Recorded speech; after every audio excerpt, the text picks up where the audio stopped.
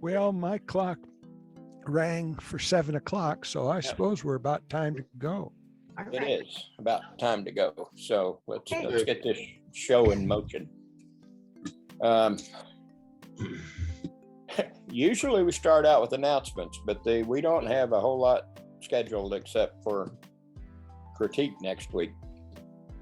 I know Max has been trying to come up with ideas to suggest for people to go out and shoot on their own rather than doing group shoots. You got anything to enlighten? I don't have anything right now. I've been putting a lot of time into this presentation, but once this is done, then I can think about some other stuff. Okay. I've been thinking about some really good ideas for some meetups once we get a chance to do it. What I did, I went back through our calendar like 7-8 years ago and started looking at what we were doing back then, and a lot of that stuff was really fun, and we haven't done it in a long time.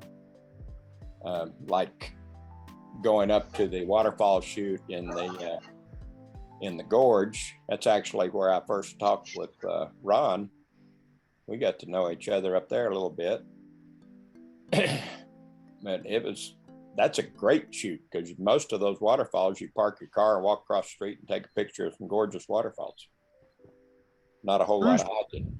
Shrewsbury is coming up like in a couple weeks, I think. I haven't scheduled it because there were just way too many people there for me. But other people, particularly those that felt comfortable going to the fair, if they're not in the hospital, they may want to take that shoot in. Yeah. Well, Rick, I just wanted to mention, I think you have to have a reservation to go to Multnomah Falls, especially during the busy time of the year now. Well, it's not anything we're going to be doing in the near future. Okay. I just mentioned that as something that I ran across that I remember as being a really fun event. And it's when we do get back to meeting in person, that's something we'd be able to do. But there's a lot of, if you go back through those old you can go through the calendar and look back through everything we've ever done. And it's a good place to come up with some good ideas. And even if not for people who are scheduling, just for people who want to find something interesting to do, look through that calendar, see what we've done in the past. A lot of those things you can just run out. A lot of them are around local, and you can run out and do them on your own, since we're not meeting as a group at the moment. And I don't think there's a whole lot more we've got to talk about before we get this thing started, unless somebody else. Anybody else got anything? Start talking. Okay. Well, I think then here's Max. Now, my plan is to take questions as we go, because I'm not quite sure where to pitch this, and I don't want to lose people. So if I'm not communicating, speak up. I mean, you can mute yourself, but feel welcome to unmute yourself if you want to join in the talk. I think the best place to start is with how the camera actually works. And to understand that, you need a really basic understanding of the quantum mechanics that underlies how the camera measures light. As you know, the sensor has 20 to 50 million pixels, and each one of those pixels is recording 3 colors. So there's a lot of spots on that sensor. And so a photon of light comes buzzing through your lens and hits a spot on that sensor. And if you're lucky, it hits a particular kind of atom, and that raises its energy level, which means that one of its electrons moves into a pattern that tends to be further from the nucleus. And because it's a higher energy level, it's unstable, and very quickly it reverts back to its normal or lower energy state. When that happens, it gives off a bit of electricity. Well, the camera gathers up and measures that electricity, and that's how it determines the exposure levels. Now, Each one of these encounters where a photon comes in and hits an atom and raises its energy level and then it falls down, each one of those is a discrete event. And you might think, well, golly, I've got a digital camera, and so it's probably counting every time that happens. And you'd be wrong, because the way your camera measures light is much more like putting a teacup out in a rainstorm and then weighing the teacup as a way to count raindrops. You'll get a bunch of raindrops in your teacup and you bring it in. Well, first of all, while it's out there, the water's going to fall into it. But if you don't have very much water in it, you bring it in and weigh it, and it's going to be hard to separate the weight of the cup from the weight of the water that's fallen into the cup. We have the same problem with our photosensor. When there's not much light, it's hard for the camera to accurately measure how much current has come through as a result of those discrete episodes. And so the measurement of light at the low end of your exposure latitude tends to be kind of inadequate. And the interference, we call it noise in photography, but it's just a lack of precision in that the amount of electricity generated from these reactions in relation to just the background operation of the cup, it can kind of get lost and not be very precise. At the other end, when your cup's almost full, raindrops start splattering over the edge. And when it's clear full, they just run off the edge. Well, same way with your sensor. Once it gets near the top end of its exposure latitude, it tends to be less precise. And as it gets completely at the limit of, fully maxed out what it can record, it doesn't matter how much more light comes in, it's going to be burnt. So this weighing process, let's think again about the cup. You've had the cup outside and it's got some rain in it. You bring it in, you put it on your digital scale, and it reads 1, 2, 3 ounces, 3 ounces. In reality, it's not 3 ounces that your cup weighs. It's somewhere between 3 and 4 ounces. It's more than 3, so it says 3, but it's not 4, so it says 3 instead of 4. It's somewhere in between. So you flip the switch on your scale, and it weighs your cup in grams. And it says 90 grams. Well, 90 grams at least, not 91. It's not precise. We think, we got a digital camera, it's going to be precise, but it's only as precise as the sensor is able to create an adequate sample and the precision of the measurement that's being applied. Why is this important? Well, one of the things to talk about the precision of your sensor has to do with, I'm going to pull this up here, share screen. There we go. That should come up. Has to do with the bit depth of your image. That's the first column.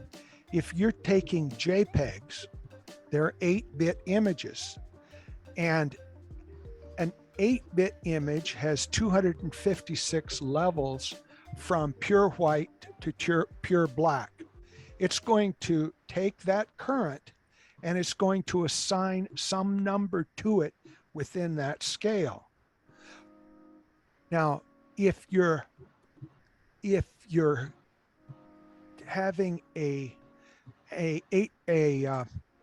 raw image, it may be 12-bit, most likely it's 14-bit. And so just like the ounce scale on the scale with the teacup had a lot of room between jumps, If you go to 16-bit, well, then there's 16,536 notches on the scale, like the grams are more precise than the ounces. So you're getting a whole lot more precision on the measurement. And that means when you get your information into Lightroom or into Photoshop, it's going to have a lot more ability to discern difference between the lights and the darks and the different shades within your image. Now, I don't know, this can go right by people. So let me explain bit depth just really simply, because it's kind of foundational. If you have a light switch on the wall, light switch is single bit, okay? It's either on or it's off. There's two positions, okay? Now you got two light switches on the wall. First one can be on and the second one can be on or off. First one can be off and the second one can be on or off. And so you have four possible combinations. Okay, add a third switch. You've got those four with the added switch off and those four with the added switch on. So you've got 8. It's 2 times 2 times 2 for as many as you add. That's the first column there, talking about bit depth and why adding additional bits, additional switches basically, enables your camera to be a whole lot more precise. Now, when you start talking numbers of colors, that's the second column. And you see for single bit, I've got an 8. For 8-bit, which is JPEG, I've got 16,770,000. That's because your camera is recording that bit depth up, well, for JPEG, up to 256 levels for each of 3 colors.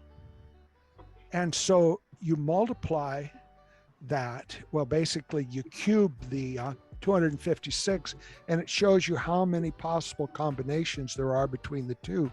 And that sounds like a whole lot, but it's not a whole lot when you start working your pictures in Photoshop, because you start pulling your curves, you start making adjustments, and you stretch the distance between those colors.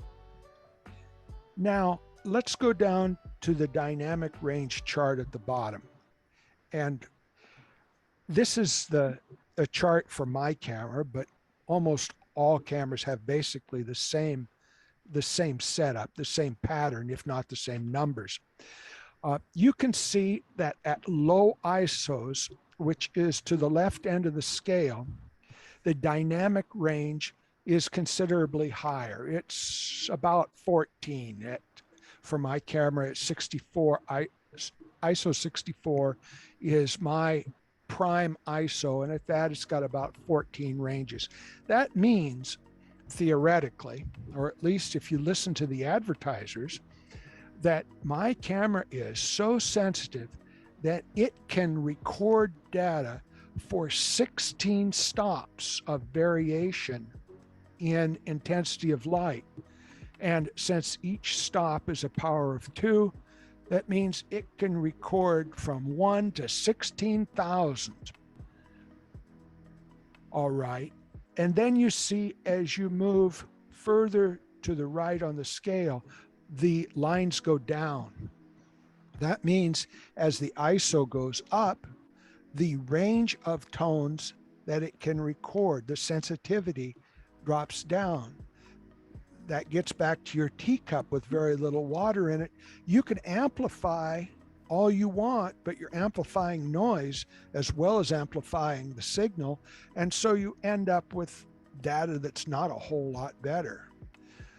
So what's the answer to that? You're not real accurate at the bottom quarter of your dynamic range. You're not real accurate at the top 1/8. So you can improve your shooting by doing HDR. And what that does is it gives you multiple exposure levels, multiple images.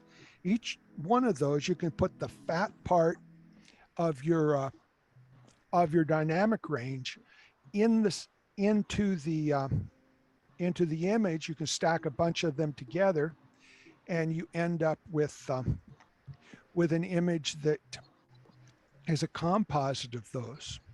Now, here's an example. This is a barn out on the road toward Dayton. It's on the old Edgar place. And the beauty of this picture is the detail inside the barn where it's starting to fall apart. You can't just shoot one image and get your sensor to capture the detail inside that dark barn. And you need to share your desktop. Oh, I haven't. Let me do that. I thought I had shared. I got to fix We're looking this. at your pretty face right now. Oh, that's awful. How's this? That's better. All righty. Well, this is the barn. And you can see that inside the barn it's pretty dark, but by doing HDR, it's possible to keep the bright parts up in those clouds from completely blowing out, and also pull up the detail in the dark parts. And it makes the image a whole lot more interesting than you could do if you were just trying to use one shot. Here's a series of shots from the creek over to Silverton. What I do when I shoot HDR is I shoot a series of 9, each one stop above the next. Now, I shoot these on a tripod, and I don't care in the last one if I've blown out the sky. What I want is to get those dark details up at the bottom. And I don't care at the first one that it's all dark. I go down the list until I find one that's starting to have light in the areas that I want to be able to discern. And then I take that range. How I do it on my computer is I will color the first one yellow. I'll color the last one blue. Here I'm going to select them all, and then right click on them and go up here to photo merge and HDR, and I'm going to hit the button. Now you can do photo merge in Photoshop or in Lightroom. Lightroom has an option to do a 32-bit photo merge. I've never seen a situation where that was worth fooling with. I just do my stacking in Lightroom, and I've got the boxes checked here for auto align and auto settings. Even though I've shot this on a tripod, I'm going to let it try and cover up any imperfections in the stacking of the images. You know, when you're doing these, the concern is movement in your frame. And so it asks, well, how particular should Lightroom be in taking care of movement? I've got it set to low, but there are situations where this is going to be problematic. And one of them is running water. Running water is going to change from frame to frame. And so many times what I will do after I make up my merge, it should be coming here pretty soon, is to go back in, and if I don't like the water, I will take it to Lightroom and I will paste one of the frames, the water on top. In Photoshop, right, I'm sorry.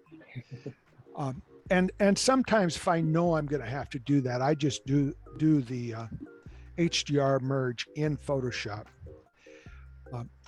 But that way you can retain the texture in the water and it doesn't get all kind of washed out. And you can come up, see, I've got an image here that I've got a whole lot more dynamic range in than I could possibly get from any one shot. So let's see. tripod, wind, be careful. Wind can really knock out these because you get the leaves moving. And if it's too much wind, it can shake up your tripod. Which ISO to use? Well, use the optimal ISO for your camera. In my case, it's 64. In many other cases, it's 100, but it's in that general range for almost all of our cameras. And set it aperture priority, and then adjust the shutter speed. The only trouble you can get into is toward late in the day. You can end up with your lightest image, which is the longest exposure. Here in this case, it's 2 seconds because it was during the mid part of the day. But toward the end of the day, you can end up with an exposure that my camera will only meter to 30 seconds. And if I start getting the last 3 frames of the camera at 30 seconds, I'm not doing myself any good at the back end of the exposure. So I have to raise the ISO just enough to push that darkest exposure at a point where I'm still going to get a unique measurement. Does that make any sense? Hope so. Anyhow, those are the things to think about there. Let's see. I'm looking at my notes. While we've got this up, why don't we just take it to Photoshop and talk a little bit about the sky? Let's see if I can get over to Photoshop. Here we are. All right, I'm going to skip ahead and talk about sky replacement in Photoshop, since I've got an image with a nice, well, not so nice, but it's a sky that's easy to access. So I'm in Photoshop. I'm in here with a 16-bit image, and I'm going to click up here on Edit. I'm going to go down to Sky Replacement. And this really does a fairly good job of selecting the sky. Now, I can pick a whole lot of different skies here. And it's also possible to get more skies. Do you see where I am? I click the little gear here toward the top, and down at the bottom it says get more skies. You can get more skies from Adobe. Go in and download them all. It's part of the benefit that you get with your subscription. There are also other places to get skies. You need to be a little bit careful.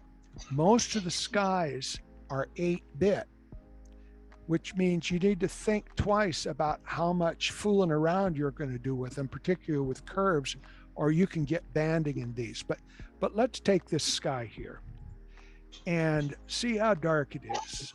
Well, I'm going to move my layers profile over here where you can see it. And I should commit this first. Lighting is multiply here, new layers. It's going to produce a new layer on my layer stack with the sky. But what I want to do on sky replacement is change the blending mode to luminosity. Now, see, when I change that, the color of the sky is showing through the clouds. And it doesn't look so gray and washed out. Other thing is I've got a mask here that approximates the sky. So let's go over here to my channels panel and make a new channel.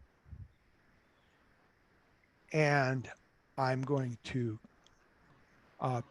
take this sky, drag it, copy it, Control C, and paste it, Control V. Why isn't it doing anything? Here, what I want. I'm on this panel here, duplicate channel. That's what I wanted to do. So I've duplicated my mask, and I can turn this stuff all off, go back to my base image, and then I'm going to make a new layer right up here, and I can apply this mask to it by turning it on and pressing Control and clicking it, and it comes in as a selection. See, I've got marching ants all over the place. And then I go down here to the bottom of my layers panel and click the mask button, and I've got a mask. So now, if I get my gradients tool, which is off your screen over here. Now, I don't mean you go down here on your adjustment layers thing and click gradient on here. Don't do that, or it's going to cover the whole frame. Instead, you get this new blank layer with a mask, go over here to your tools and pick up your gradient, which I've got to get my eyes focused up here close enough so I can see it. There we go. Now, what kind of a gradient do I have selected? Let's get a nice blue sky. Oh, how about this just for grins? Pull it down. Poof. Didn't do a thing. All righty, what have I done wrong? Oh, cripe. I just put the gradient on my mask. When you're doing this stuff, you have to be on the right part, or you're going to mess yourself up. So I'm going to go down here below where I've got the gradient that I want. Hold the Alt key down, drag it up, and it says, do I want to replace the mask? And I replace the mask, and I've got the same mask there as I had here. All right, I really want that up above.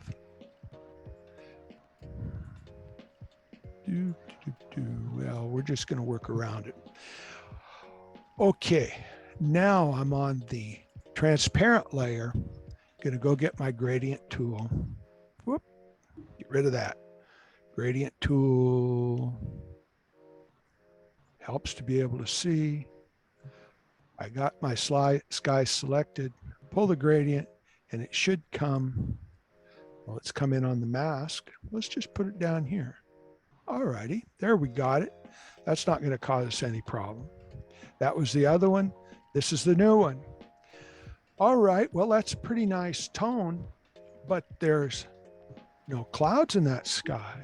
Every sky's got to have a few clouds. So we can put in a new layer here, get our brush tool. This is cheating. I mean, I love it.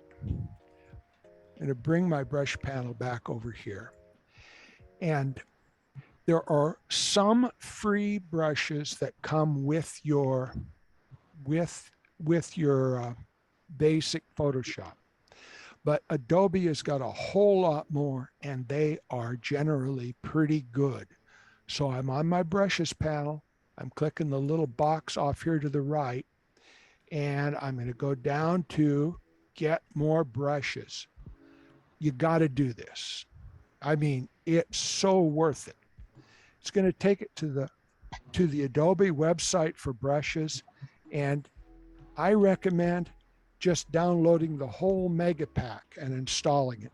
Some of these brushes are unbelievable. They're dynamic. They change from frame to frame. But at a minimum, you want to come down here and get the concept brushes, because these have textures, they have special effects, they have clouds, they have shapes that you can use to make flames. They got all kinds of good stuff. So at a minimum, you want to get these. So we're going to go back to Lightroom, or back to Photoshop, and we're going to go into the concept brushes. Scroll down here. Oh. See here, this one, this first one. with the little red dot beside it, that means I've messed it up. That means I've changed the brush settings, and it's warning me. If I click on that, it's going to take it back to the original settings that brush had. So it's going to fix my foibles. Now I am looking for the clouds. I got oil and vinegar. I think it's further down. I mean, there's a whole wispy smoke. Where am I? Clouds. I know they're here. Snow. We could put snow in this image. I discovered you can actually here do a we are. search for brushes. Yeah, this panel should have all of your brushes in it. So let's see how this, no, that's not the one I want. Where did it go?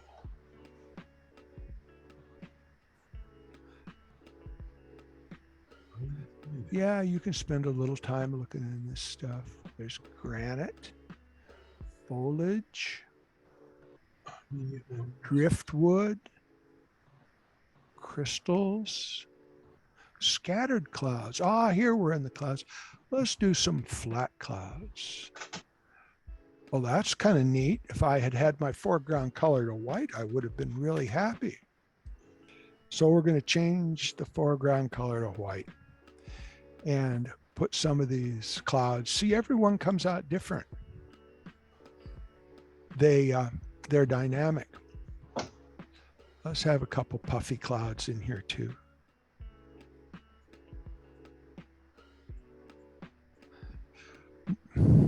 Now, we're going to do a little thing on brush sizing here, because brushes, you know that you can press the bracket keys to change your brushes. But let's just look at this. If we hold down the Alt key, we get the eyedropper. That's cool. But if you hold down the Alt key and the right button on your mouse and you drag sideways, you raise or lower the diameter of your brush.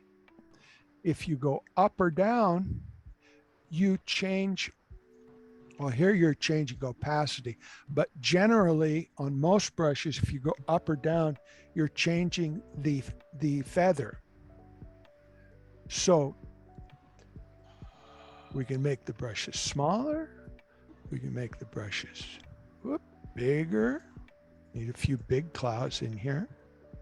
All right, and once again, we got all these clouds on this layer over here. Go up and fool with your blend modes. If you go to luminosity, you're going to get a different look because it's all going to take on that same blue. And most of the time, I find that clouds really are different luminosities of the blue that's in the sky. Now, one other thing that you can do is you can come back.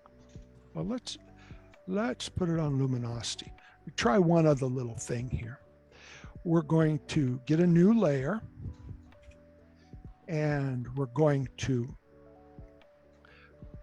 right click out here in the layer line, okay? And take the top action, which is blending modes. And you can use this to select what part of the image you want your adjustment to affect. So I'm going to cancel that right now. I'm going to come in here. I'm going to get a nice bright yellow foreground. Where did we go? All righty. Now I'm going to get a basic brush. Oh, shoot. Here we go. Basic brush. And I am just going to whoop. Control Z gets me out of a lot of trouble. Here, I want to have that yellow that I had here a second ago.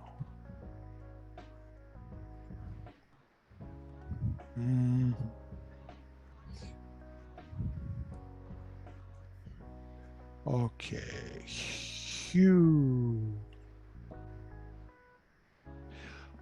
Oh, here, I'm going to bring this right on over here. This is the color window. And you can see here for this particular color that I selected, I talked about the levels of color between 0 and 255 for the different brightnesses of red, green, and blue. Well, this particular one that I hit on has 61 is the brightness of the blue, 255 is the brightness of the green, and 241 is the brightness of the red. Now, if we go to,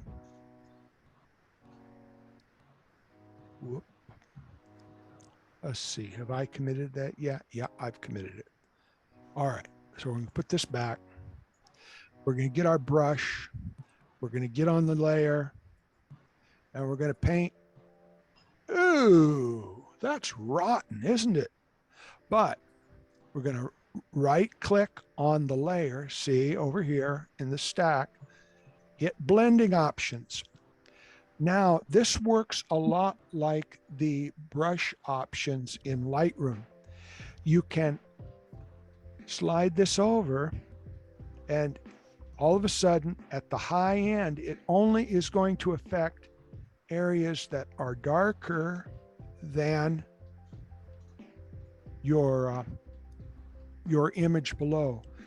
And you can double click it, which I'm trying to do, and it comes apart.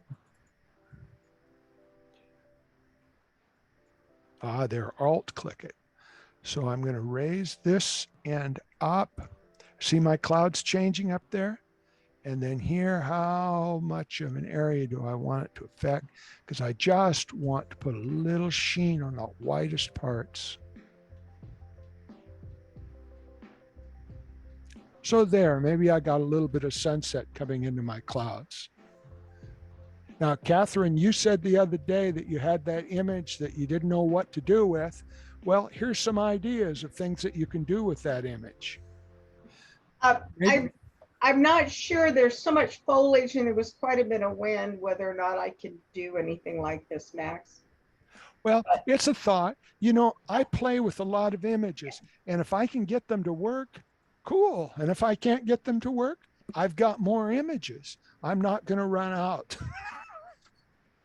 So anyhow, that's the talk about how to do HDR. That's also some talk about how to make your brushes work. And it's some talk about how to do gradients and clouds and where to get new brushes.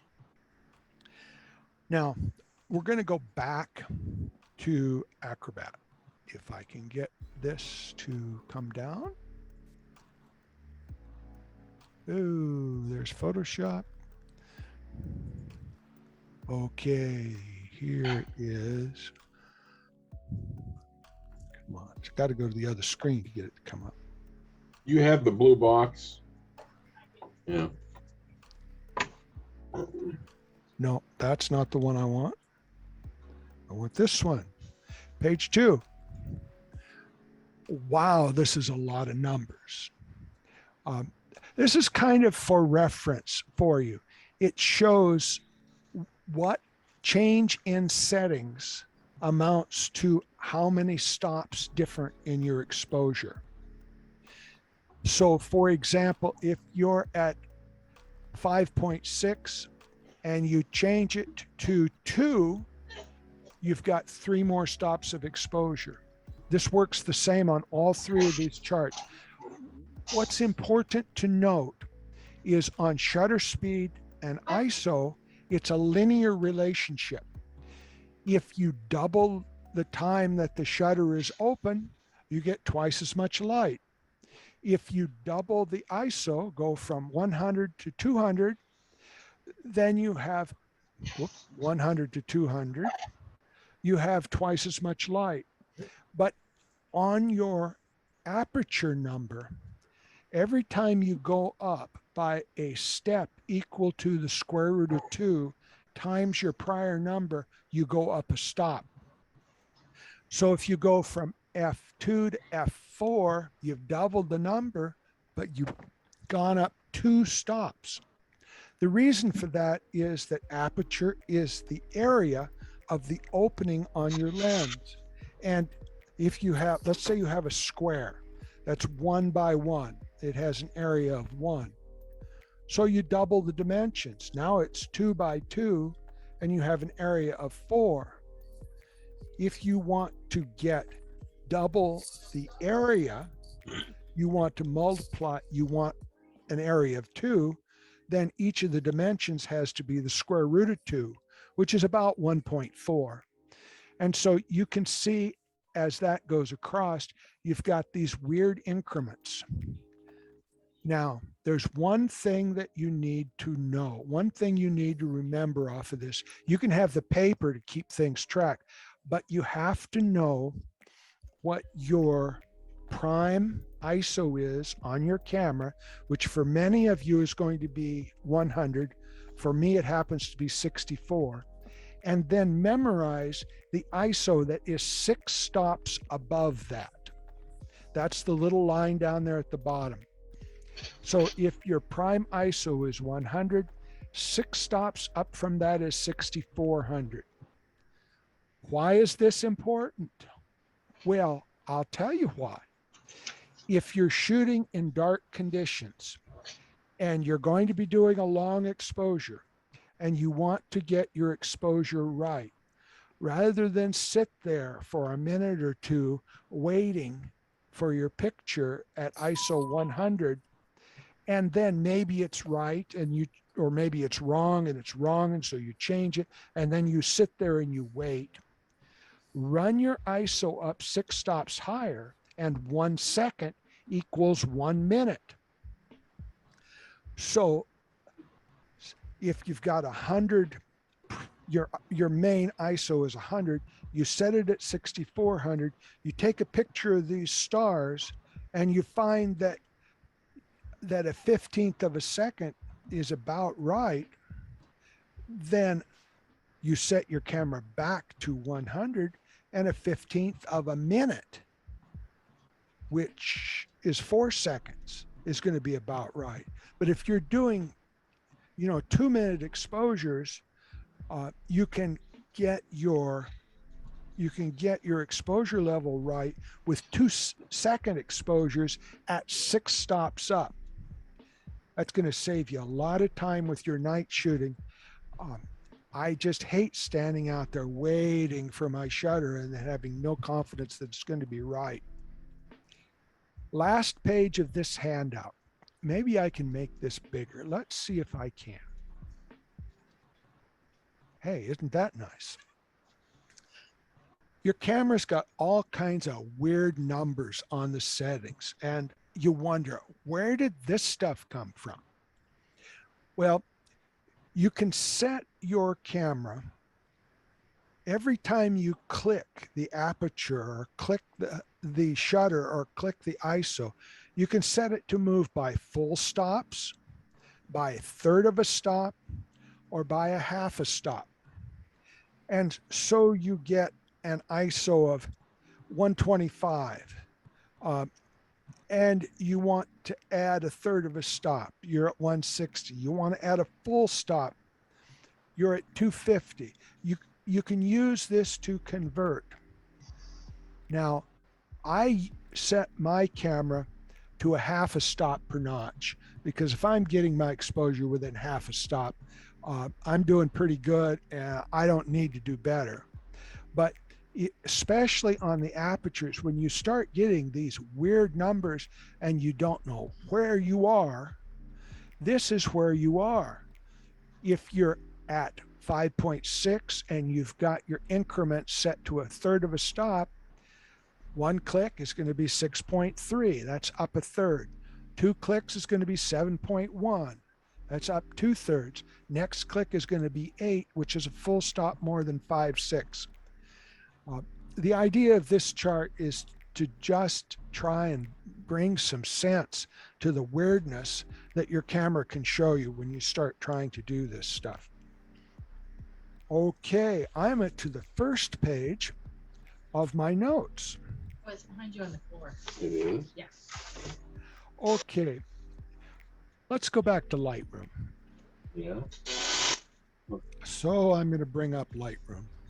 Look down there. All right, I'm not going to spend a lot of time on this part, just enough to make sure that you know where these settings are, because all the settings that I've suggested are on this handout that I had. But if you click up here on Edit in the first column and do Preferences, and you're lucky, it's going to come open. All right. First of all, on the External Editing tab, this is what it's going to send to Photoshop. You're going to want it sending PSDs, which are Photoshop's native file. You're going to want it sending ProPhoto RGB images. Now, you've got choices, and not everyone makes this choice, but let me explain the rationale.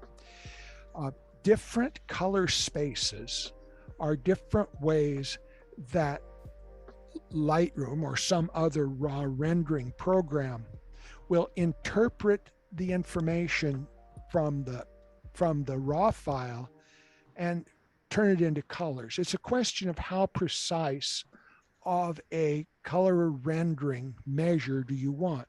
Do you want the ounces or do you want the grams? How many gradations in color do you want sent to Photoshop? And ProPhoto sends a ridiculous amount. And my thought is, why not work with the most information that you can? You can always thin it down later, but that's what I send. Adobe RGB is second choice. There's a lot of places that are no better than sRGB, but there's no sense in us working in that when we can let our computers work in a wider space and then see where we go. Now, a lot of folks will have other programs that they export their files to. An example, I export files to Nik. I export files to some sharpening programs from Topaz. And those generally go out in TIFF files. And I use the same RGB and I use 16 bits. Remember, 16 bits has a ridiculous number of colors, but you're limited to 256 and 8-bit. So give your program the most opportunity that you can. In the Performance tab, over here, now, graphics processor. If you've got a reasonably good computer with a fancy graphics card, let the graphics card do your image processing rather than having it be on your CPU. You can look in this panel on your computer and you can see what it offers. I've got a half decent NVIDIA card, and so I have it checked to use that for graphics processing. Now, just as an aside, if you have an NVIDIA card, you need to go to NVIDIA and get the most recent drivers. And they have two sets of drivers. They have drivers for gaming, and then they have their studio driver, and you want their studio driver because that's what's made for photo editing and things like we do. Where do you want your raw cache, your camera raw cache settings? Well, this is Lightroom. Why is it asking me about camera raw settings? Well, it's because under the hood, Lightroom and camera raw work about the same. And so I give it a location on an SSD drive, a fast hard drive, off of my boot drive. Now, you may only have one drive and not able to make this adjustment. And I give it a lot of space, but I would say if you give it 40, you're probably doing pretty good. But if you cut your program too thin, it's not going to be able to do too much. Now, on generate previews in parallel, down here at the bottom of this screen, I turn it off. I don't want this program generating previews in parallel. I want it doing the work that I've set it up to do. If I want previews, I'll go up here in the library menu, I'll go down to previews, and I'll tell it, hey, I want previews. Now, there's a couple other things I want to show you while I'm in this Lightroom panel. You see where I have checked show photos in subfolders? If you check that, then it's going to list all of the files that are in your subfolders as part of the base file. See, it brought up a whole bunch of files here. Otherwise, it's going to only show you the ones that's in the particular folder that you're in. Now, sometimes you want this checked, sometimes you don't. But you want to have control of it, and that's where the control is. In the library tab, in the library menu, about halfway down. Rename photos as F2, that's handy to know about. And here's previews where you can have it generate previews when you want it to, and not spend resources generating previews when you don't wanting it to. Now, if we go back over here to edit, down to catalog settings, are you with me? It's the third one up from the bottom. Let me look at my notes here. You want file handling tab right here. Where am I at? I'm not in the right place. Oh, you backup catalog. I have it set to backup every time, and I can always tell it not to if I don't want it to. That way, it reminds me to back it up every time.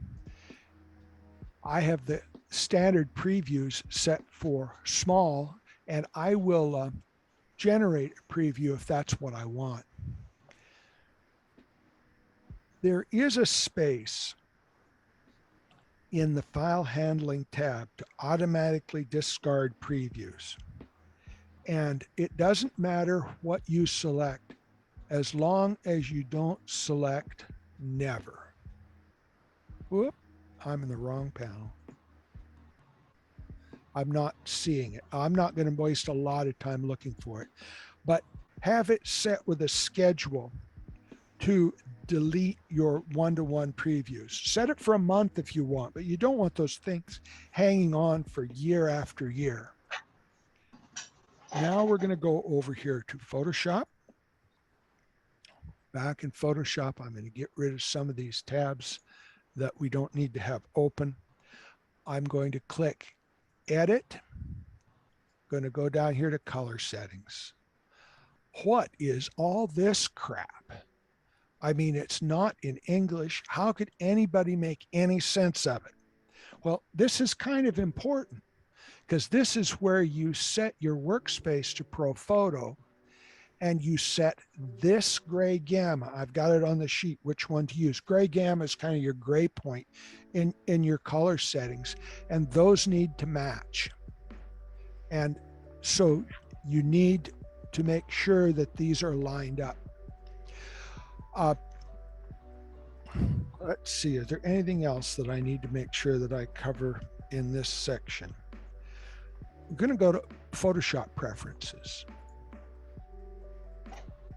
Photoshop preferences. Here we go, down here in the bottom notch. In the Tools tab, Tools, I make sure that I check over scroll. I don't think that's a default setting. But what it allows you to do is grab this image that you have on your screen and move it without constraint. And that's kind of handy. Now, the other thing is this zoom with scroll wheel. You might as well check it, because if you check it, Then you just roll and you zoom. There's no other good use of the scroll wheel that I've found in Photoshop, so you might just as well have that checked. On edit preferences, file handling, again, you're getting back to the question of, do you want to automatically save your information? Well, sure you do. You want to choose a working directory that is basically, you want it to be on a fast SSD, not your main drive, if you can manage it.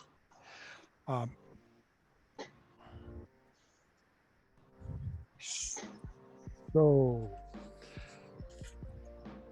performance tab. You can really screw yourself up here. You see the memory usage up here at the top?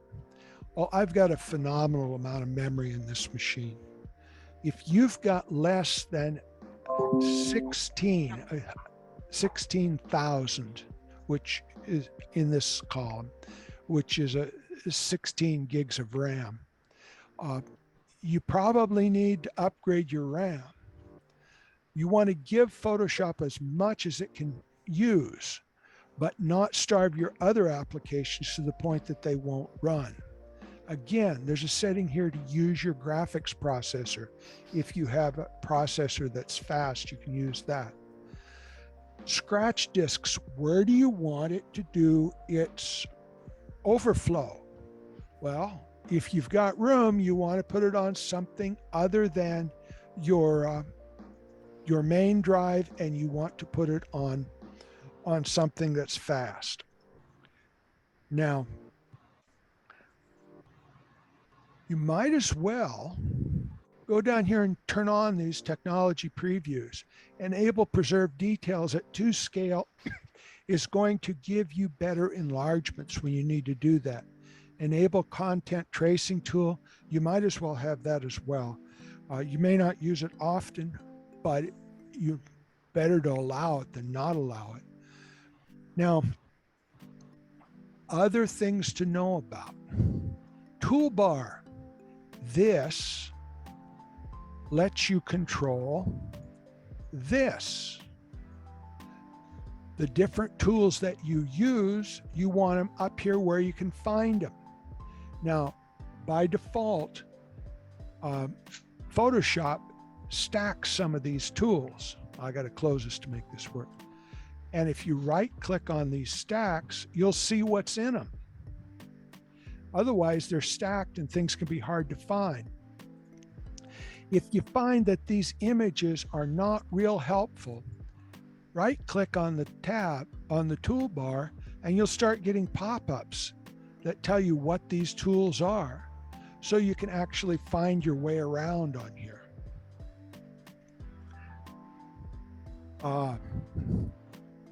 Edit keyboard shortcuts. Basically, you can make a shortcut for anything. And sometimes adding a keyboard shortcut will help you improve your workflow. And then the real trick is windows. Window up here. These are which panels you have open. And if you can't find, if you need the clone panel or the channels panel, and I've got it open here, but let's say you need the actions panel. Well, you click on there and all of a sudden it pops up and you can find these things. The biggest problem with working Lightroom with only one screen open is you don't have room for all your panels.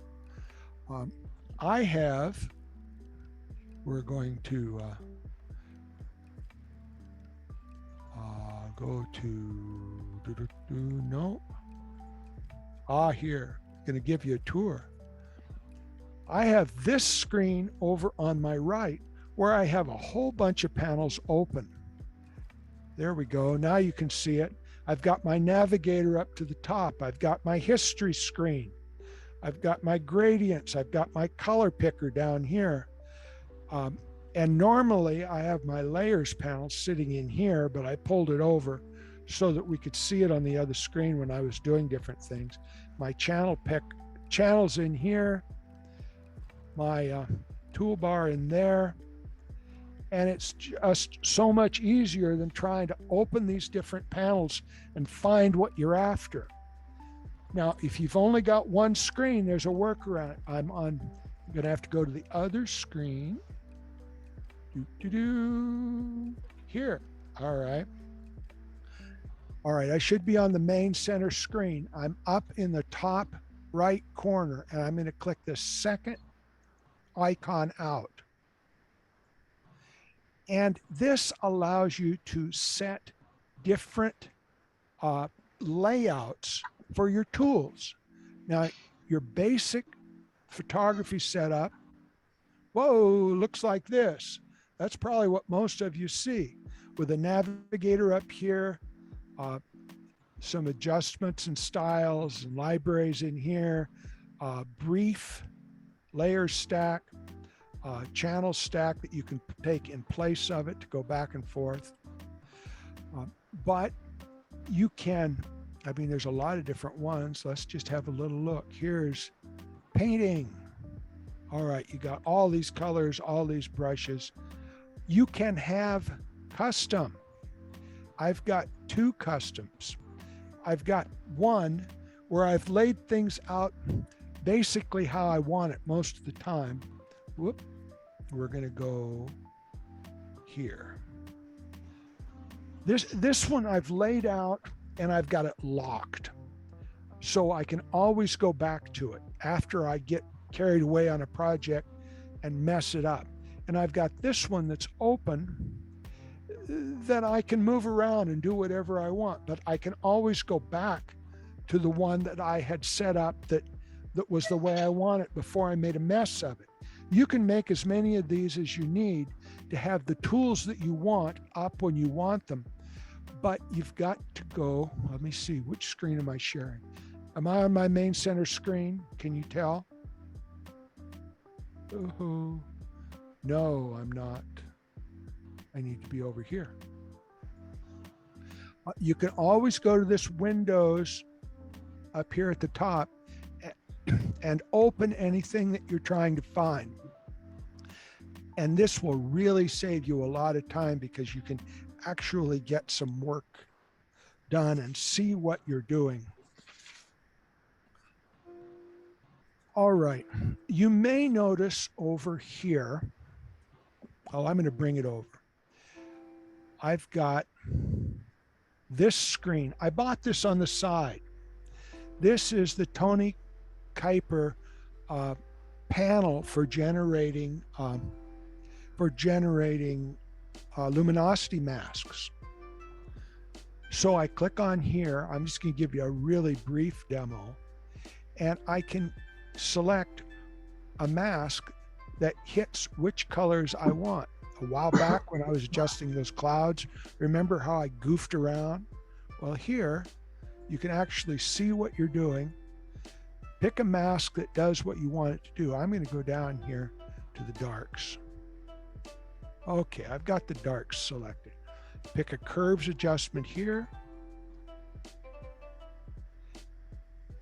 And I get a curves adjustment, and I can just affect the dark parts of my image. It allows you to target your adjustments, and these luminosity masks are 16-bit, which means you're going to have a perfect taper on these things whenever you play with them. I mean, this is the best $30 I've spent. Now, briefly, boy, I'm spending a lot of time talking about this and not getting as far as I want. Adobe Color. You can pick up a color in Lightroom. Let's pick up this. Okay, I've got this nice blue. Brought it up here, and I've got this hash number down here at the bottom. I'm going to copy it. I'm going to go to Adobe Color.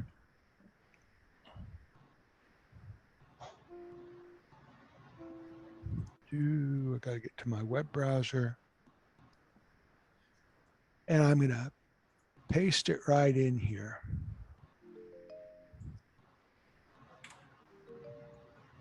Okay, now I can find other colors that work with this color. There's analogous colors, there's complementary colors. And I can, using my Adobe Cloud account, I can move colors back and forth between this web application and Lightroom. I can get panels of matching colors and save them, take them over and make gradients. This is a great tool. When you're trying to match skin color with hair color or eye color with hair color, or try to figure out what tint to put on the lips in order to have it work with the rest of the image. So I think that we are about to go back to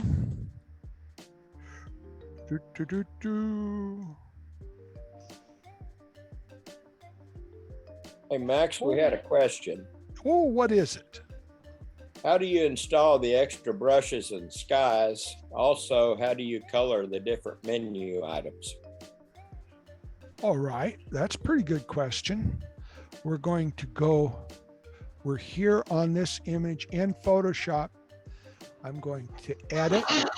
I'm going to, well, it's not going to be real happy with me about where I am. Let me get out of this. I want to. So complicated. Yeah, sounds like it. I don't know if anyone's following anything you said. Oh my goodness, I hope you're following me. All right, I'm back here on my layers panel. Pretty smart. He knows a lot, way more than you should. And I'm going to merge my layers. Now I can do this two ways. I can either flatten them or I can do a merge visible. And that's going to take everything I've got turned on down below and turn it into a layer here at the top of the stack. This stuff isn't gone, but I've got one composite that's got all of the changes in it. So now we're going to go to Edit, Sky Replacement. Now we've been here before. You see the Sky Replacement panel?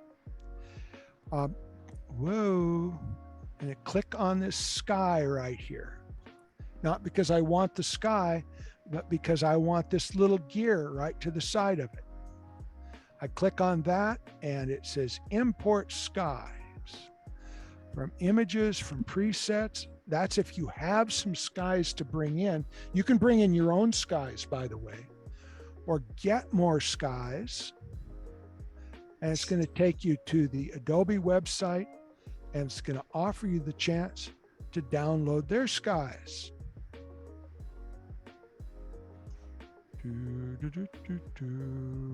See, you've got spectacular skies you can download or night skies you can download.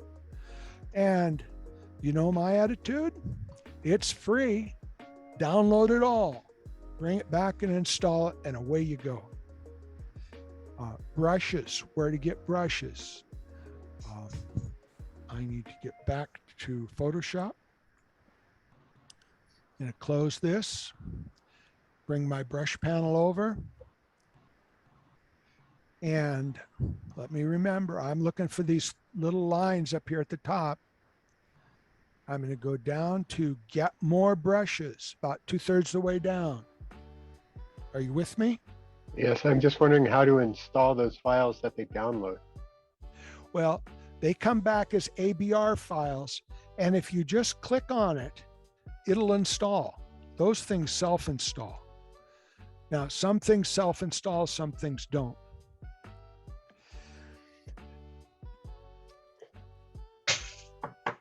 Okay. All righty. Back to Lightroom. Lightroom has, you see these darn panels at the side? I've hit those little arrows so many times when I'm trying to adjust in the develop menu and in the library menu, but you can come over here and right click on these things and set it to manual. And then they're not popping in and out nearly so much. Set it each side to manual. You can have auto hide, you can have auto hide and show, or sync with opposite panel. Set it to manual, otherwise it'll drive you absolutely nuts. And then you can use the function keys F7 and F8 to turn them on and off. And they stay put a whole lot better. Otherwise they're coming in and out and driving you crazy. Let's see. Over here, you've got the navigator at the top. You've got the history. Where did it go? I'm not finding it. It's because I'm not in develop. And go over to develop. I've got history down here at the bottom. That's where it's at. History. See, these things will drive you absolutely bonkers. I haven't done a lot to this image, so there's only one item in history. But if you start messing up your image and you want to go backwards, that's where you can go backwards. Now we're going to get to something confusing. There are 3 types of presets in Lightroom. There are the presets on the presets panel over here at the side, and you can download a lot of these, and I recommend going and get all of the ones that On1 has, in particular these sequence presets. You mouse over them and you can see the effect that they're going to have. But all they're doing, they're just a canned set of adjustments that you could make yourself on the other side. And you can save those things. Once you get an adjustment that you like, you can save it as a preset. For example, I have a preset.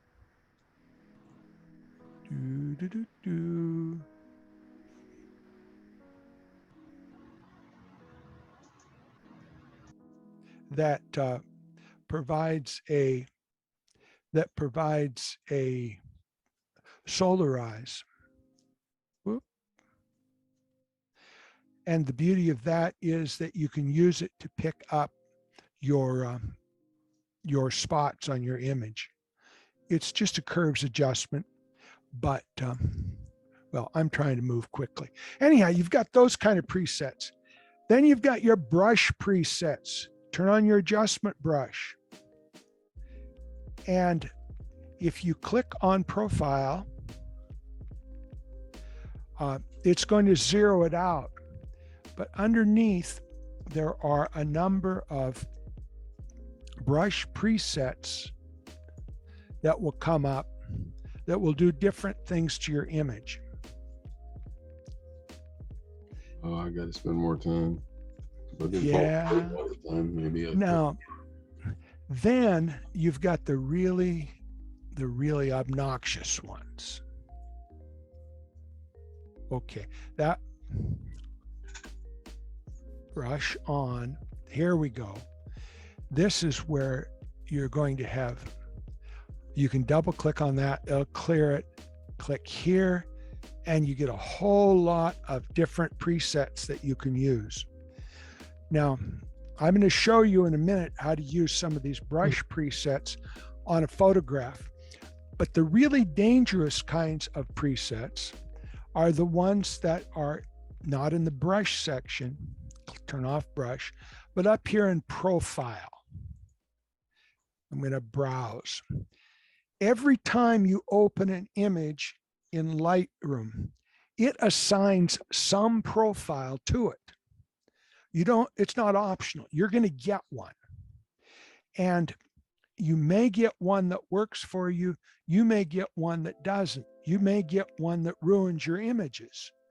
I need to go to library, to profiles, to this. All right, I brought this thing back from the coast and I thought, what kind of crap photo is this? It looked good when I took it. Well, that's because it's got a landscape profile assigned to it. And that's trying to help me out, believe it or not. But in the course of doing so, it makes my colors weird. If I go down here and apply a neutral, that washes out all that excess correction. And then I can adjust this photo and maybe get somewhere where I want to be. But if your photos are coming in and they just don't look like they looked when you took them, it's probably because Adobe is applying the wrong preset. Now, let's say you can download these presets, and I'm going to show you how. They come down as cube files, but you can download them and then load them into Lightroom. If you load these in, these are not the ones that came with Lightroom. These are the extras, but you can adjust the intensity of these. You can get to these same files in Photoshop, but you don't have a previewer. So we're going to go back to Photoshop here, and we're going to go to Filter, Camera Raw Filter. You see where I am up here at the top? And that is going to take me into Camera Raw. Camera Raw is like Lightroom, only it works like a filter in Photoshop. Now, I'm going to show you how to load these profiles.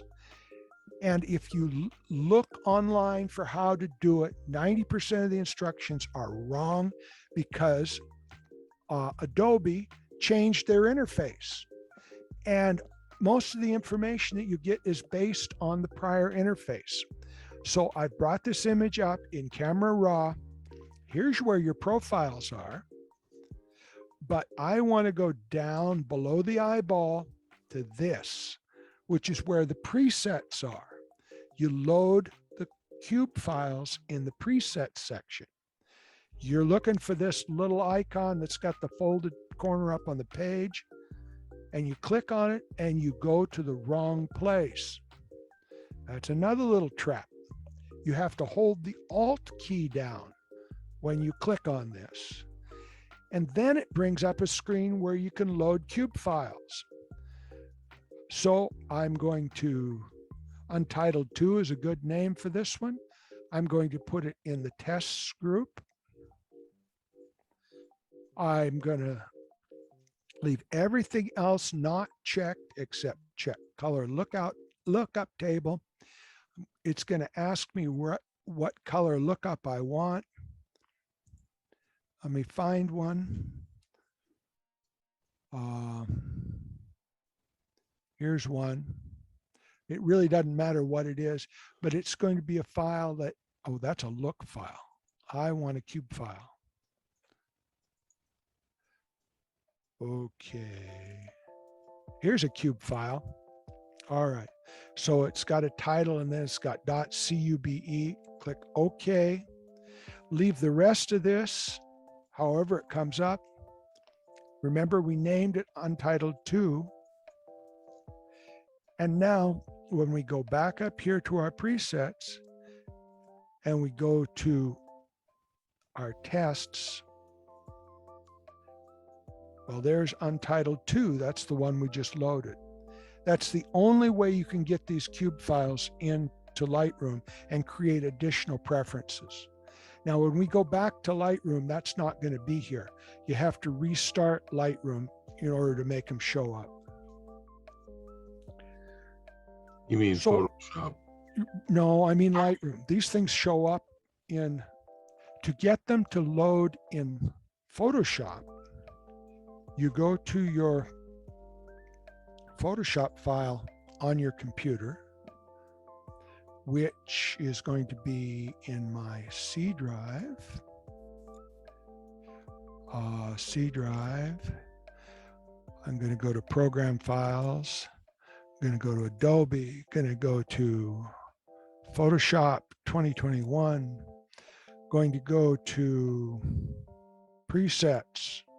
Going to go to 3D LUTs, second one from the top, and there they all are. That's, you just copy and paste them in there. It's that simple. See how simple it is? Well, it's not that simple, but that's how you do it. I am really taking a lot of time, and I want to show just a few pictures from Lightroom and talk just a little bit about that. I know I'm going long, and I could go quite a bit longer, but that's not what we're about here. Close these presets. Go down here. Here's transform. Okay, we're in Lightroom. We've got a picture from Independence. How do we make this thing straight? Well, by the way, I have chromatic aberration on all the time. Sometimes I have profile correction on, sometimes not. I usually look at it both ways. But I want to go to transform, and I want to turn on guided and get my little crosshairs. Do you see where I am? I go up here and draw a line. I've already got one on this side. Oh, come over here. Zoom quit. I dropped off.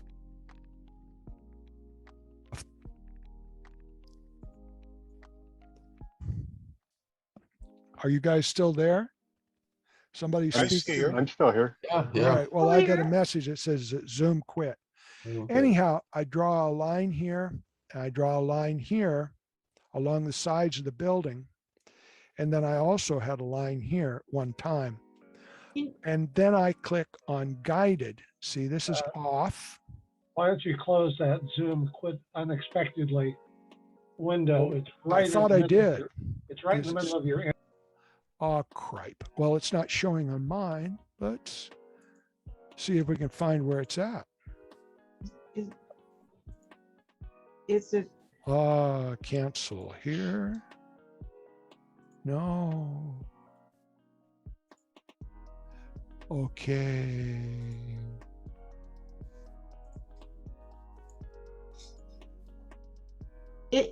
Is that on whoever's running the meeting screen? Well, yeah, I'm running the meeting. Okay. So did it get rid of that? No, it's still right in the middle of your image. Well, that's pretty bad. Let's unshare the screen and then share the screen again. I think the only thing that happened, we had one person that left the meeting. That's all. Am I out of the doghouse? Yeah. Oh, you're on the desktop. All right, got a desktop. Okay, we're back here, and I used this upright tool. I drew these lines. I click guided and watch it snap straight. Cool, huh? But some things you're not going to fix that easily. So I'm over to Silverton, and I've got a fisheye on, and I've shot this thing on this wall. And what I want it to look like is this. So I take this thing to Photoshop.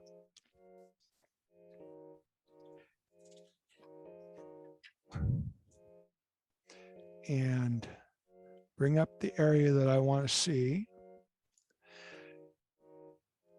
And I go to, well, first thing I better do is get a second copy. All right, always work on a copy. It will save you in time. So I want to go to edit, perspective warp. Okay, so now I'm going to put a little dot in each corner.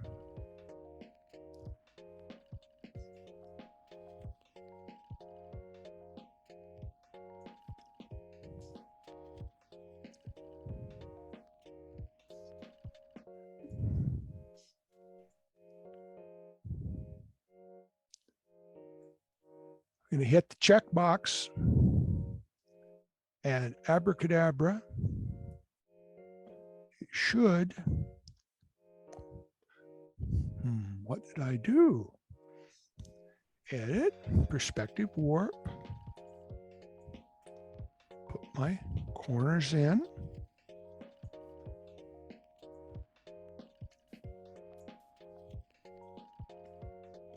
All right, my corners are in, sorta.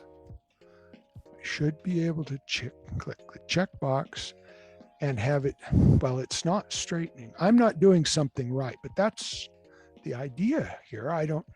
Every once in a while, everyone has a failure, and I'm having a failure here. We're going to go back to Lightroom.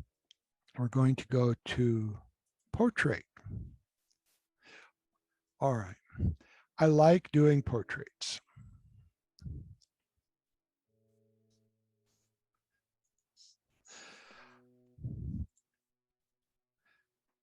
But the best way to learn to do portraits is to take a challenge. And that's a challenge. So you crop this guy up. Whoop, I don't want that one. Yeah, crop this guy up, maybe brighten him up a little bit. But I want to show you 3 brushes because this will take care of 80% of your photo retouching. So we're going to get the brush tool. We're going to go down to, and these are brushes that you already have because they come with the base installation. I've got the soft skin brush.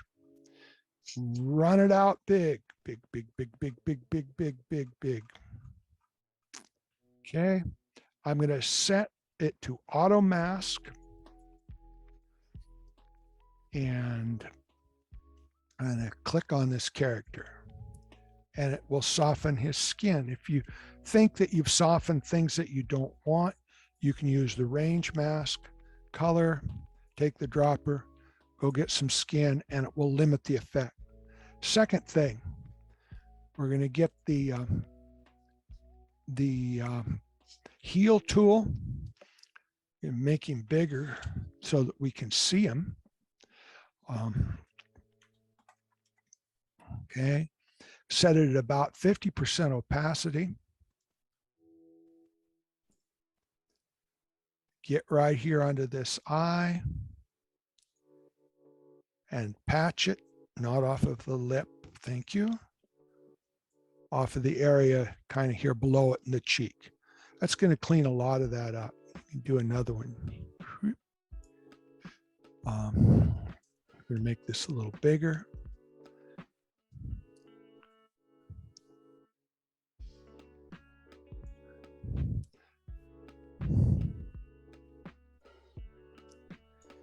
And then they have a tool here for brightening the iris, but we're not going to fool with it. I just want to show you where it's at.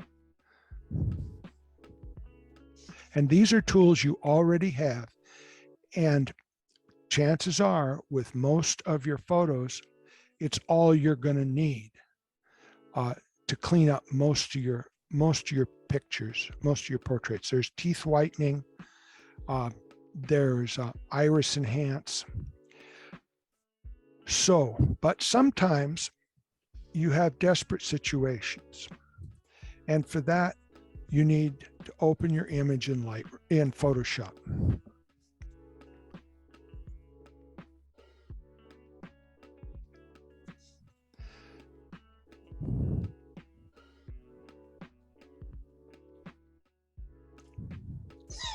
Okay, we're going to go back here and we're going, I know what I did wrong.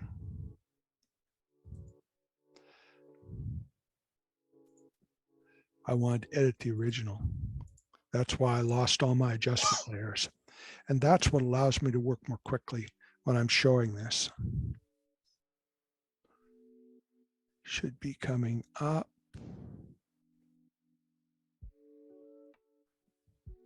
All right, here's one with all the adjustment layers in it. Gonna make it a little bit bigger so you can see it full screen. You got the same desperate individual. Make a second copy. Then I used a luminosity mask to do a curves adjustment. We're going to show you the luminosity mask here for as soon as it clicks. See, and then I ran curves adjustment on that. Then I did a frequency separation, which enables you to separate your basically your luminosity out of your tones. And so you can go into that, and you blur your luminosity layer and then paint it in, and you can get it to clean up a lot of the wrinkles a lot nicer. But what I like better is the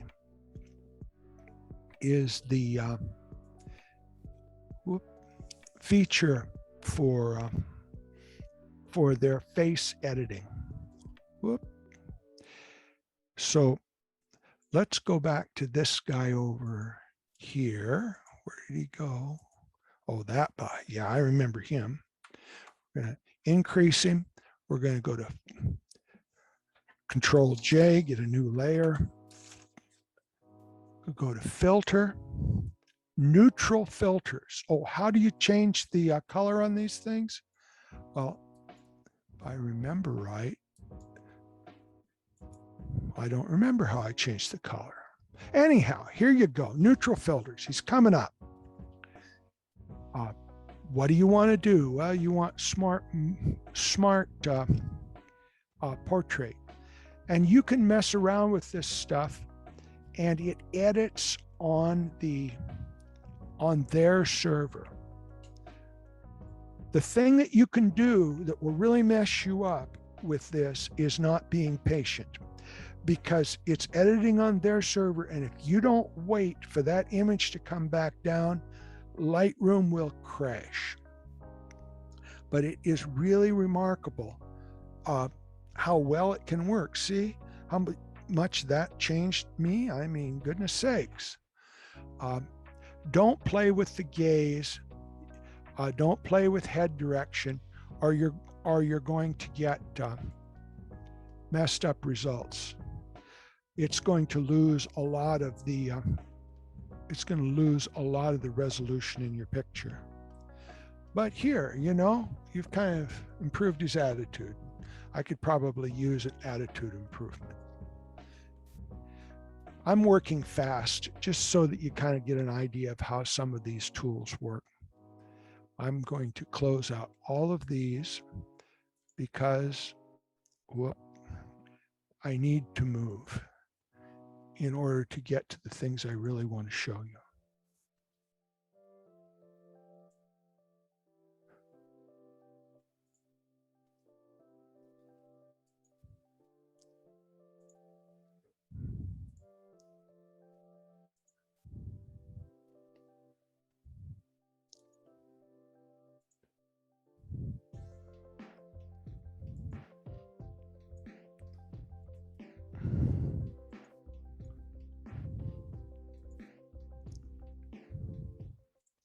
Back to Lightroom. Panos.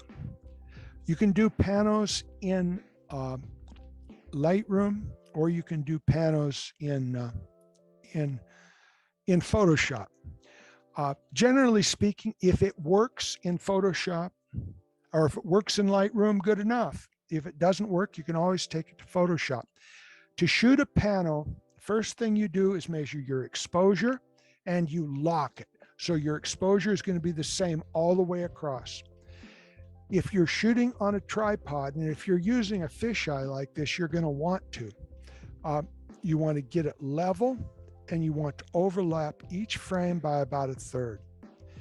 If you're going to be hand holding these, if you're at 70, even 50 millimeters, you're going to be able to get enough overlap that Lightroom can figure out how to align these layers.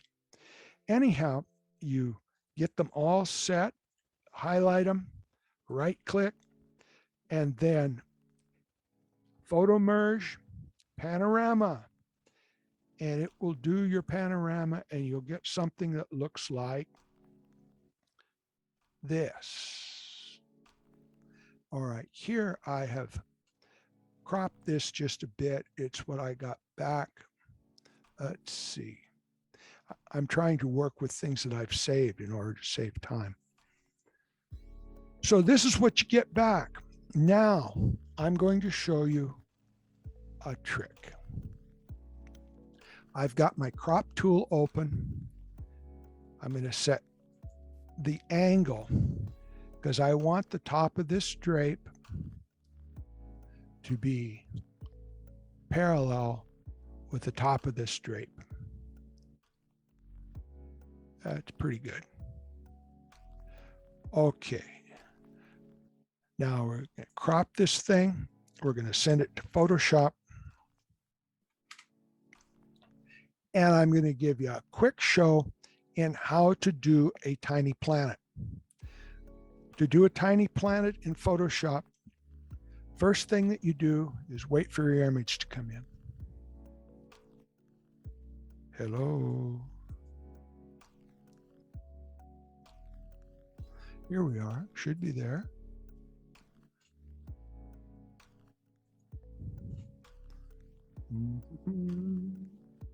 Lightroom. Okay, we select this. Tell it I want to edit it in Photoshop.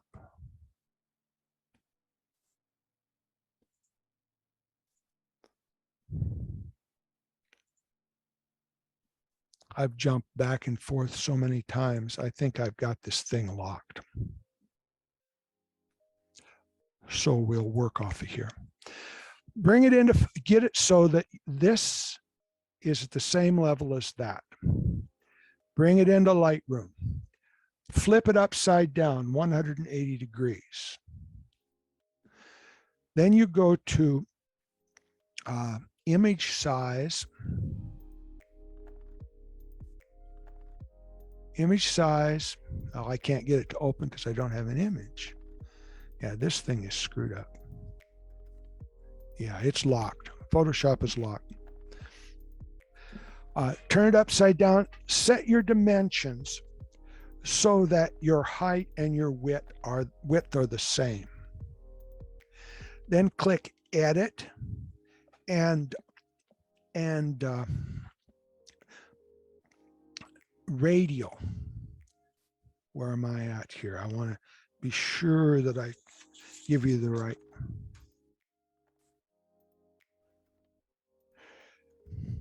Yeah. Edit, transform, rotate 180 degrees. You got it square, and then you click on Distort, Radial. And you will get this. Now, the reason you want it level is so it doesn't do what this does. You want those drapes to match when it comes around 180 degrees. You can also do it double width, and you get something like this. This room isn't very interesting, but I can tell you that it's pretty interesting when you're doing landscape. The secret with water is shutter speed. You want to be really deliberate about it. This is 1500. This is 3000 where I'm stopping drops as they fall. 2000. Water is really funny stuff because it's so sticky. Now, this is the ocean. It's not a good picture, but you want to see it 1,000th of a second. It's stopping that water. But if you go to 10 seconds, it all gets kind of milky. Go to 30 seconds, and it gets to where it's even more hazy. You get to choose which effect you want it to be. When you're shooting water, don't be afraid to take some of the mundane shots. Some of this looks really good just by the simplicity. Don't be afraid to shoot panos, especially if you have a whale in the middle of it. Now, you've probably done this before. you watched this rock and you've shot umpteen pictures of this rock and nothing has happened. Take them all into Lightroom and adjust the opacity so that the bottom one is 100%, the next one up is 50%, the next one up is 33%. It's one of the columns in that shoot. So it's basically decimal equivalents of a third. The fourth one is 25%, the fifth one is 20% on up, and blend them. And all these crap shots turn into something kind of pretty and kind of silky. The other thing you can use this for is if you really want to do a silky effect, but you don't have your tripod and you want to try and build this using fast images. This was built with thousandths of a second images, but it looks like a 30-second exposure. You can, this is another example of what you can do when you opacity blend. You have I had one image at 100%.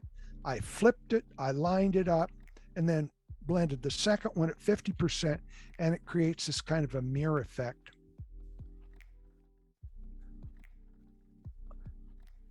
Now, I've got a couple more here. This is fast shutter. This is trying to capture the little bubbles in the water, but you're going to need a fast shutter in order to do that.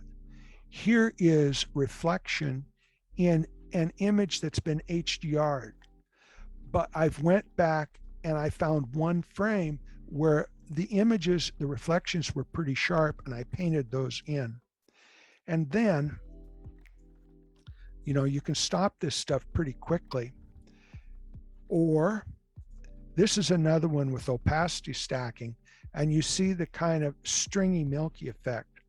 That's different than this. This is a 30-second exposure, and it's all kind of cloud-like. Look again at this.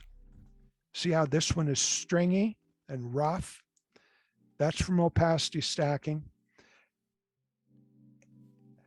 Now, final thing I want to do is talk a little bit about macro.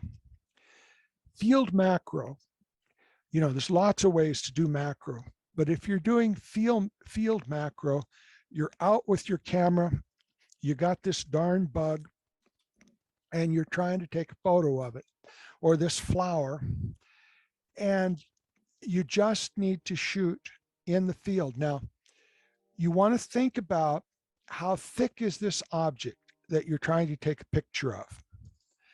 And you turn on your camera, you set your focus where you want it to be to get you the size image that you want. And then you go in until the farthest end point is in focus. And you try really hard to steady yourself. And then you just get a series back. Get lots of pictures as you do this, because you're going to need lots of them. The tendency for me is to move too far. If I've got the eensy weensy spider and her little sister on a dime, that whole thing is not very thick. And so I only need to move about 1/4 of an inch, but I need probably 10 images within that range. And it's awfully hard not to be too shaky, but just steady yourself and focus. Now, it's going to change the size of the image as you move in and out, but get you a stack of these images. You won't shoot too many, but you can shoot too few. If you shoot too many, you're going to throw some away. If you've shot too few, then you can always go somewhere else. Here's the stack for this particular picture. See, I've got the bottom layer in focus. I've got different layers. In order to do these, you have to go to Photoshop.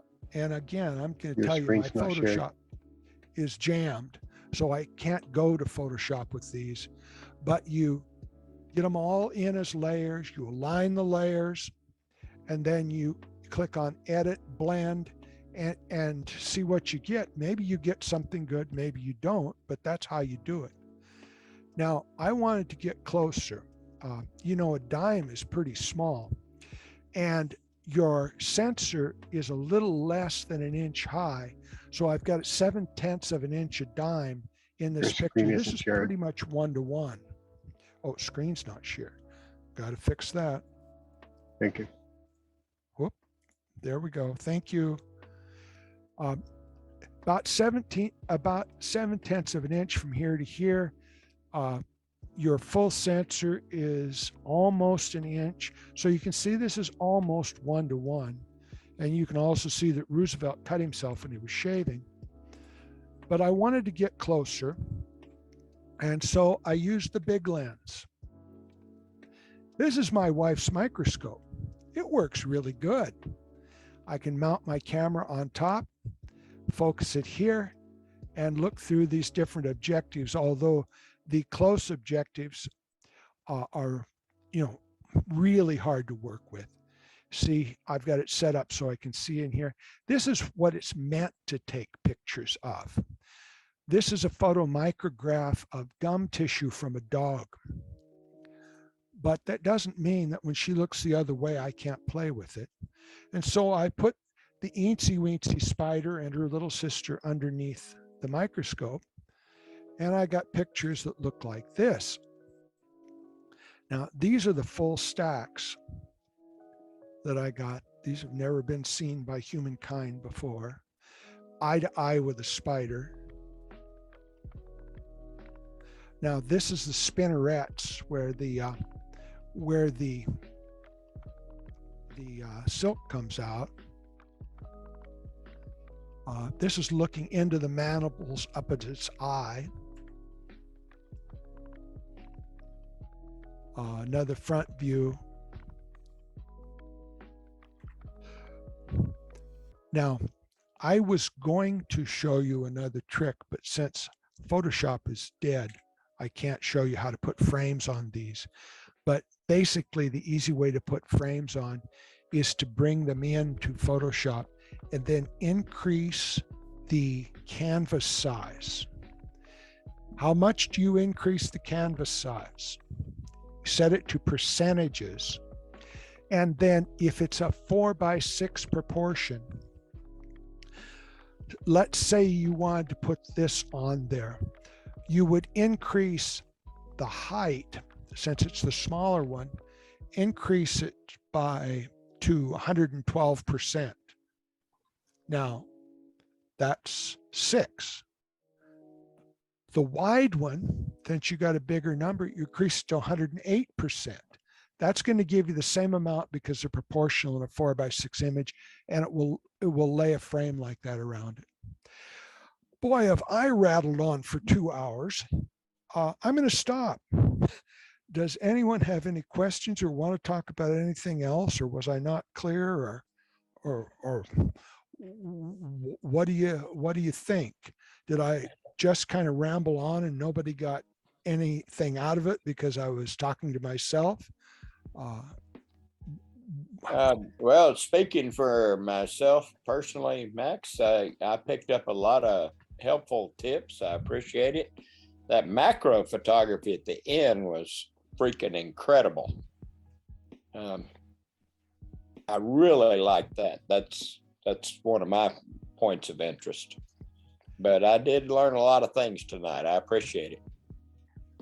Well, the thing about a picture like this or like this, there's just no way to get it with a normal lens. But if your wife has one of these, that opens up a whole new world. This is about as good as anybody is going to do with a standard camera lens. because these bugs are little. See how big that dime is? These things are tiny, and that's about all I can do. And I hate to tell you how many tries I took in order to get these. This was really hard. Yeah, we can't all be married to a veterinarian. And you wouldn't all want to be either.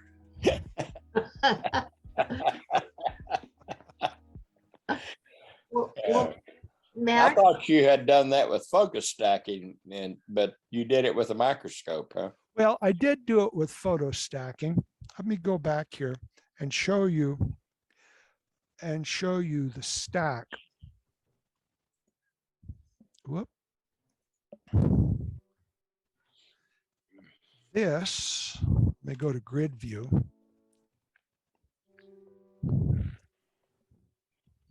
Grid view. Okay. Huh. We're going to go down to where we got smaller pictures. I started out where I knew it was too far out. This is just one of the images. And I went through and looked at them until I had the first detail in focus that I wanted to keep. That, wow, excuse me, little hair. Cool. Then I went down until I had, I was thinking that I might just throw those out.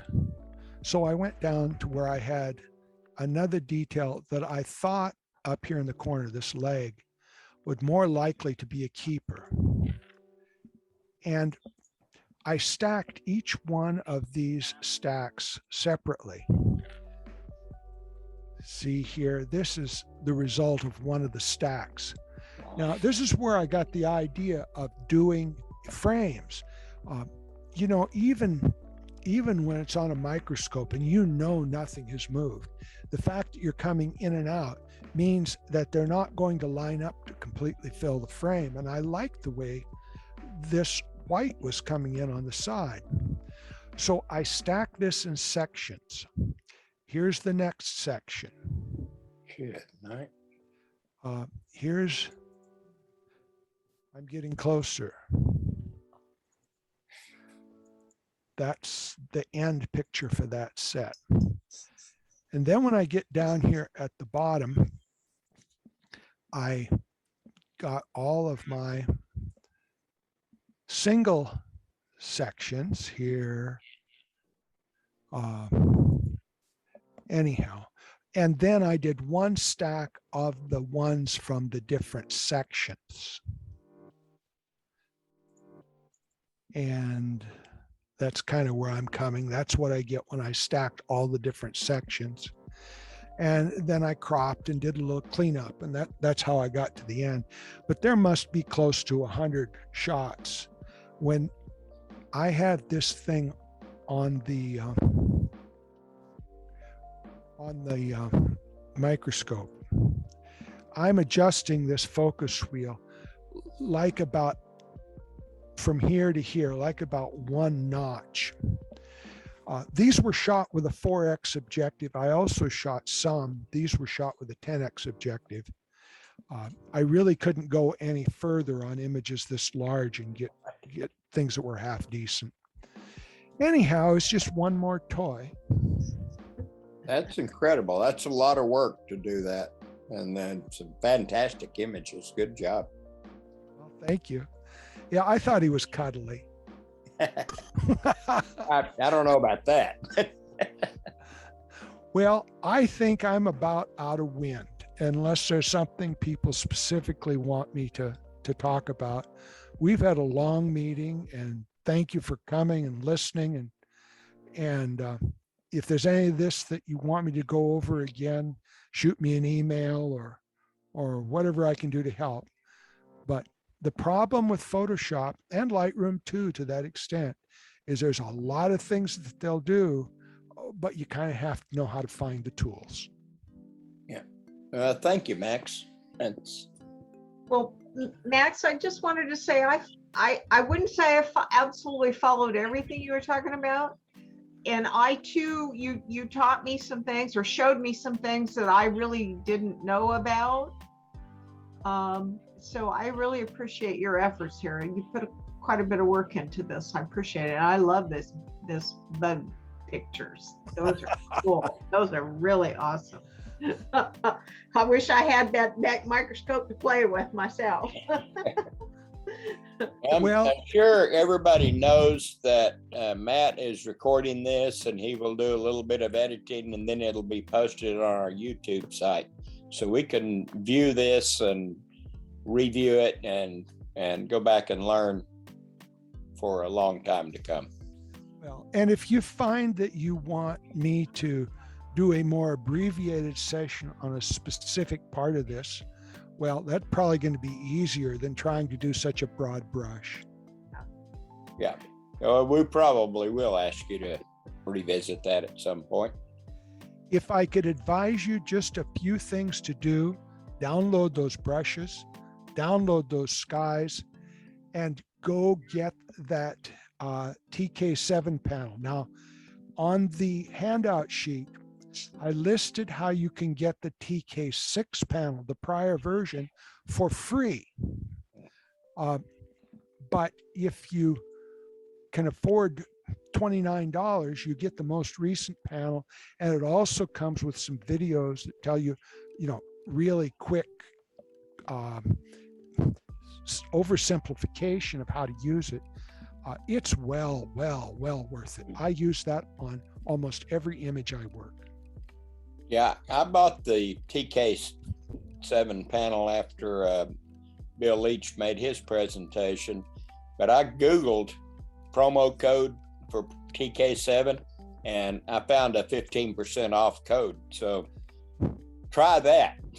Anytime you buy any software, always Google promo code for that software.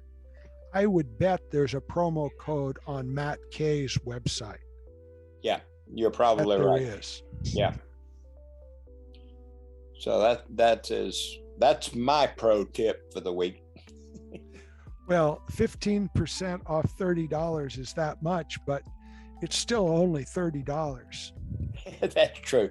It's a And bargain. I was surprised how cheap that panel was when I and looked not at it. only do you get the panel that I showed you, you get screen share, screen 3, share.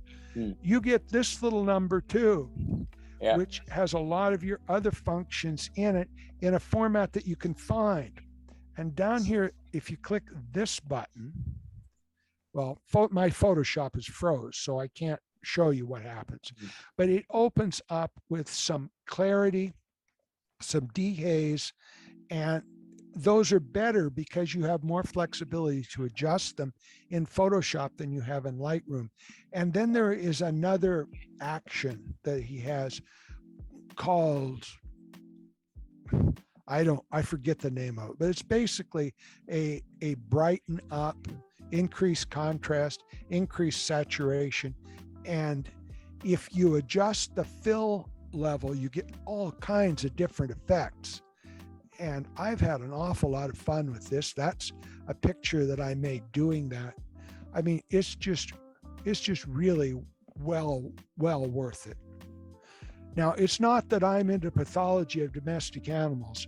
It's that I needed something to raise the height of that monitor. And so I grabbed a couple of her old books, and it works really well. Okay, well, I gotta go. I'll see you all again soon. Well, I think we're all going to call it a night. I appreciate every one of you, and have a good evening.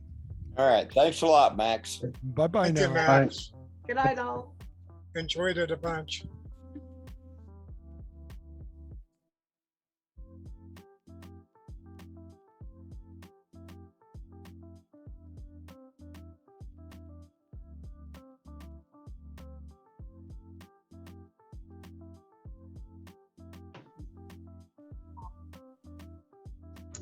Such a nice voice.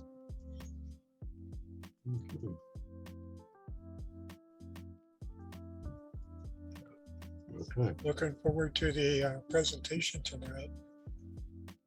Oh my. I read through his stuff. It looked like we're in for about a 3-hour presentation to me. Well, I think there's a good hour's worth here. Yeah. It all depends how many questions we deal with. And I'm going to want questions as we go along. Mhm. Otherwise, I'm afraid I won't know if I'm losing people. Well, you lost me right off, so that's great. Even though I've used this stuff, I don't use it very deep. So I went in and made the changes to my light Photoshop like you recommended, and everything I had in there was different. So I made the changes and see what happens. So So you're running the latest and greatest, yeah, you Max? Are you running the latest and greatest? Yeah, I'm a subscriber, so I figure if they're going to give me a free upgrade, I'm going to take it. every week. They do it quite often. Not every week, but it's at least every month, right? So Well, we should be due for a major one coming up in October. Hmm. So that seems to be when they do the major upgrade. well, any upgrade that makes it easier to use, I'm really all for on Photoshop. Lightroom, I can do that, but Photoshop. I think we can decode Photoshop pretty well. Yeah. I'm not going to go through all that training stuff at the back end of the handout, but boy, Mhm. if a person walks through that before long, they've got a pretty good understanding of how things fit together. They have the online and app tutorials. Yeah, they're pretty good. There's a lot of them.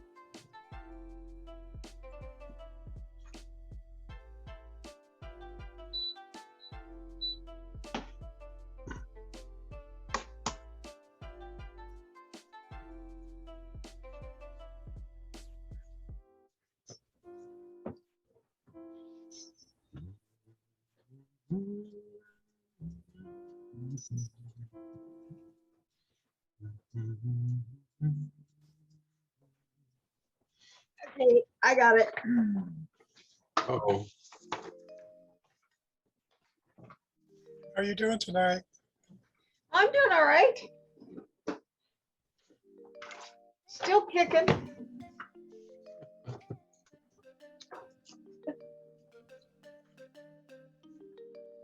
Rick. Oh, people.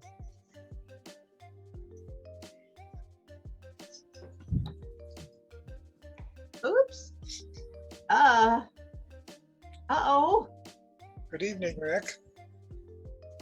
Hello. Uh,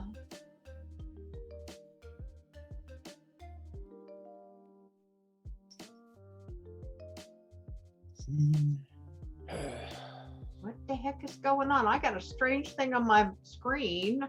I must have, don't mind me. No, Well, other than Oh. Catherine's house, everybody else is doing. I've got a screen share up with the links to the handouts. Is that what you're seeing? yes, and I was thinking, oh my goodness, what did I do? Thank you for clarifying that. Max, why don't you put those links in the comments so people can actually copy and paste them and click on it? All righty, I'll see if that can work.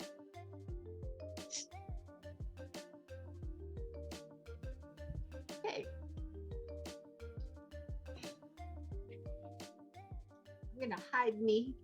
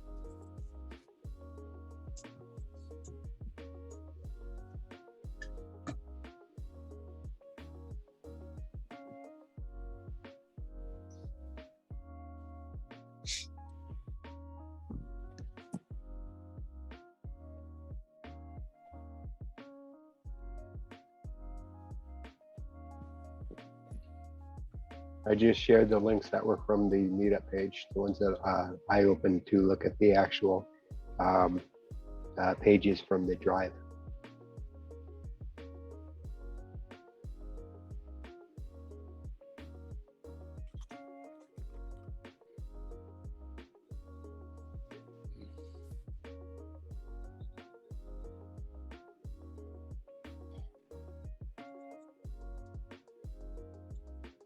I'm on.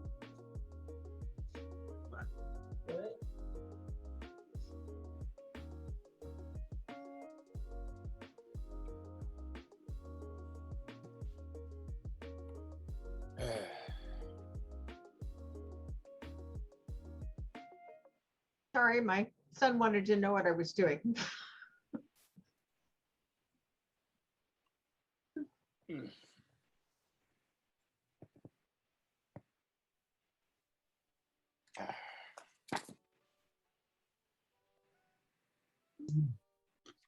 Do we need to put on some music or something? Don't everybody talk at once. Hey, I walked into Shutterbug a couple days ago and I was looking for a camcorder, and I saw all these rolls of film on the wall. I guess I haven't been in there very often, but I asked her about that. She said they had processed 70 rolls of film that day. Huh. That's a lot of film, I thought. Nothing like it used to be, but she said mostly it's younger people with their dad's camera or whatever, but they're kind of into it. Yeah, It'd be good Brian to check Wood out at PhotoVision told me a few years ago that millennials think they've discovered something new. Would be good to check the expiration date on any film you happen to buy. They had all new film there. It was amazing. I mean, all different brands I never heard of. Ilford, of course, Ilford, however you say that. And they had Kodak. And then they had Wolf brand and a whole bunch of other brands. I mean, there was a dozen brands I never heard of. One thing about it is it's all $11 to $12 a roll. So I heard they even had 110 film there. yeah, they probably do. They had a lot of stuff, a lot of different kinds of film. I didn't really check the sizes. I looked over at it and I was going to, but I didn't have time. But I thought, well, maybe I'll shoot a roll of film for the heck of it, for old time's sake. But, Well, they still film out at Focal Point. oh, I think they do too. I'm not. I just haven't been paying attention. It was the 70 rolls they'd done that day that kind of kick-started my interest. Thinking, wow, that's a lot. If she said, oh, we did a couple rolls today, then I would, no big deal. But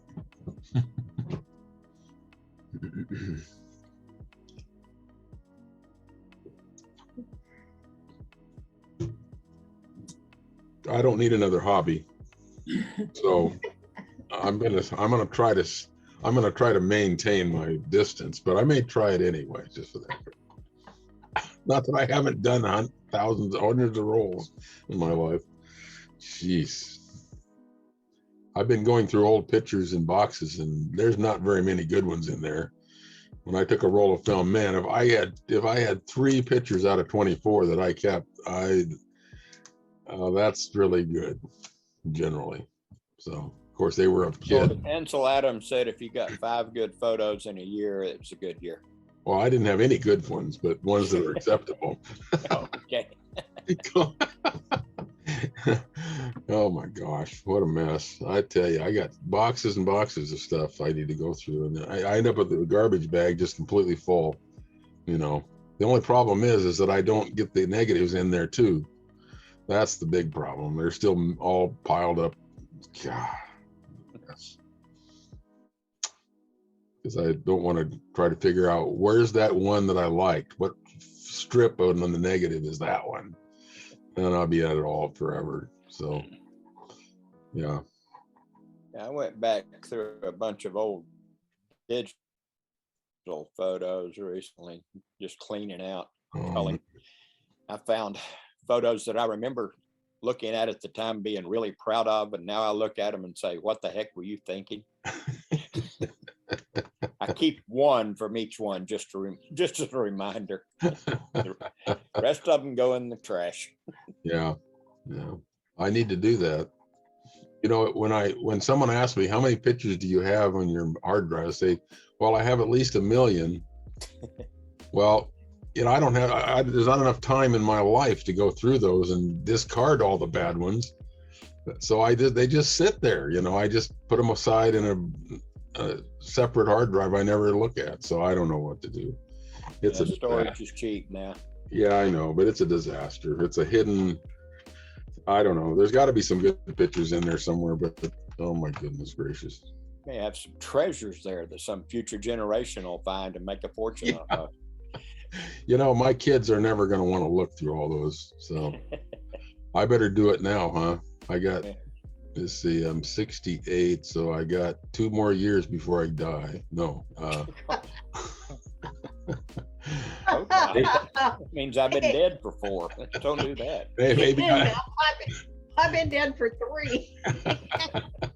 Okay, I'll give myself 12 years. Let's say I live till I'm 80. I got 12 years to go through all those pictures. Problem is, I'm constantly adding, you know, piles of them every week when I'm actually active with the camera. So, oh geez. Although I am learning, I am an archivist.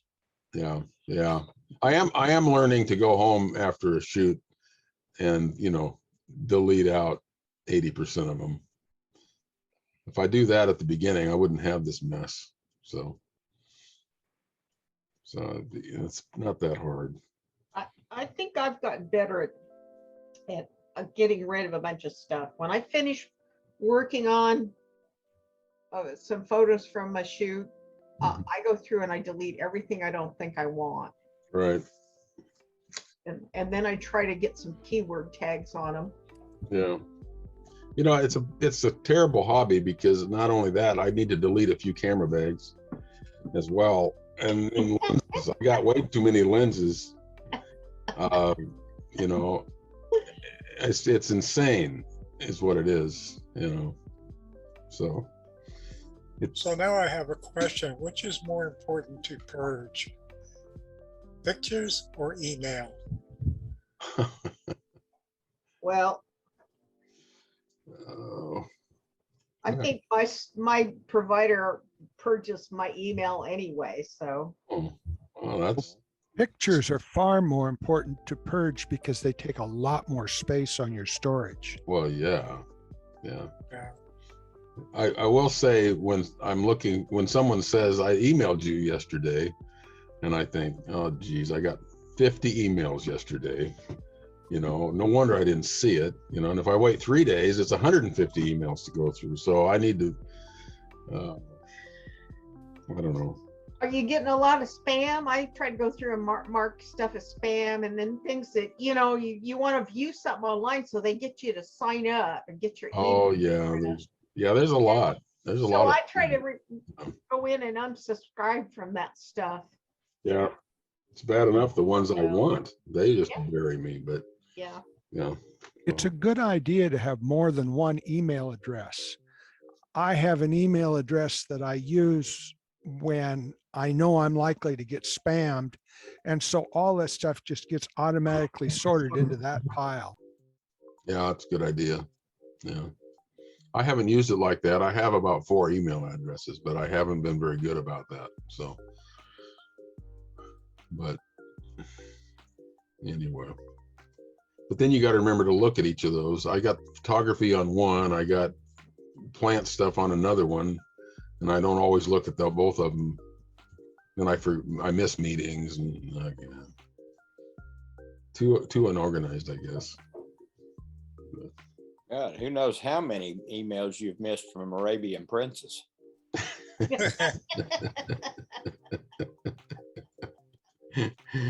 Yeah. Women.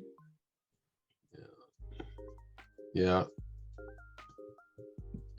Well. Yeah, I think I finally got those stopped. I used to get a lot of emails from hot young things that were very interested in me for whatever reason. Either they got smarter, I managed to stop all that. You know, you really should include a picture in your site. Yeah, I should. Next time I sign up on one of those dating sites, I'll do that.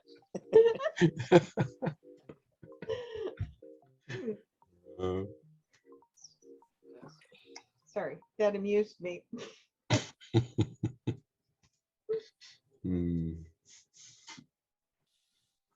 Well, they're not really flocking into this meeting. I'm not sure why that is.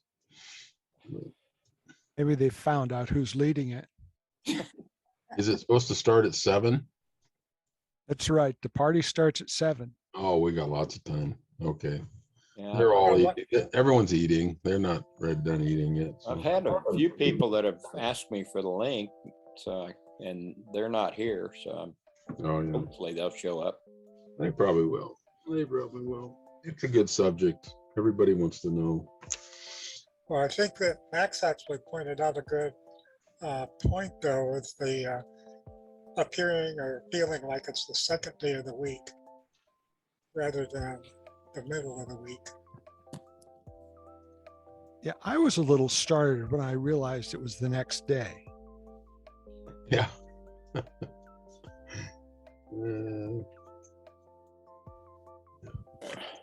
I got a reminder on my calendar, so I don't have to remember.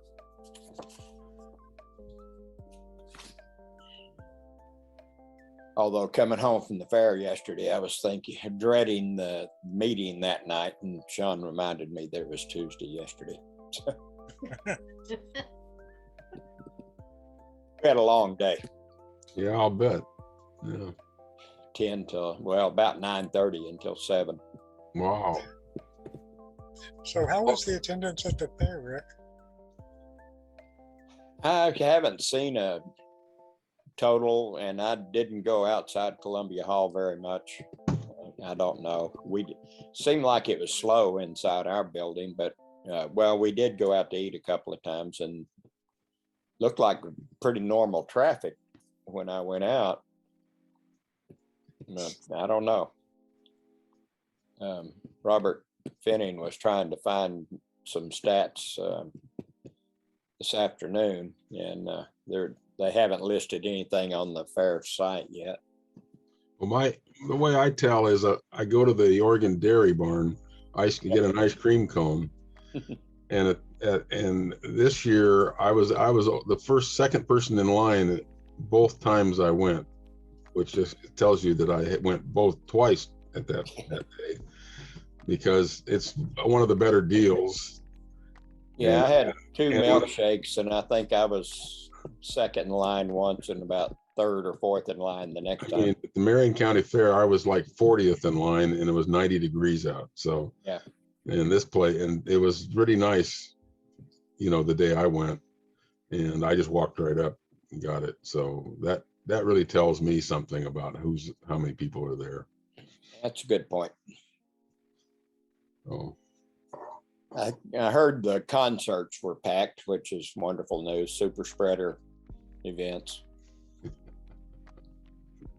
Did they make them wear masks for sure inside of that thing?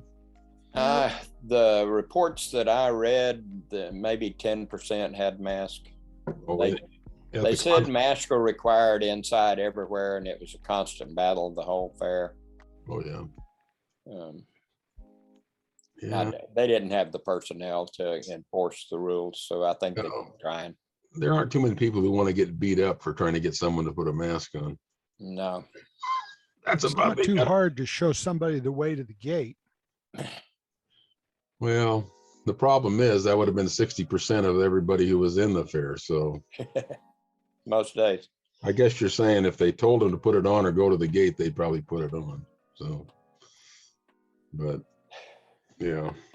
We did have one crowd control officer, I guess I don't know if he's an officer, crowd control person, who escorted 3 or 4 people out of our building one day, but I only know of that happening on that one particular day.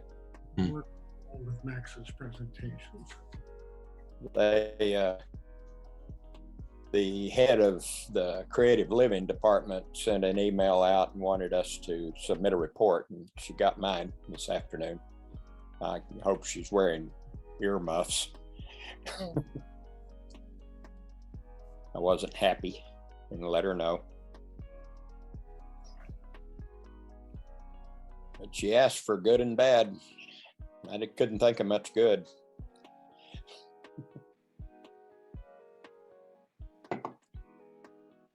Well, I decided not to work the fair. I had signed up for a couple of shifts and I wound up canceling them. And I actually think that was probably a good thing, given I think you made the right decision.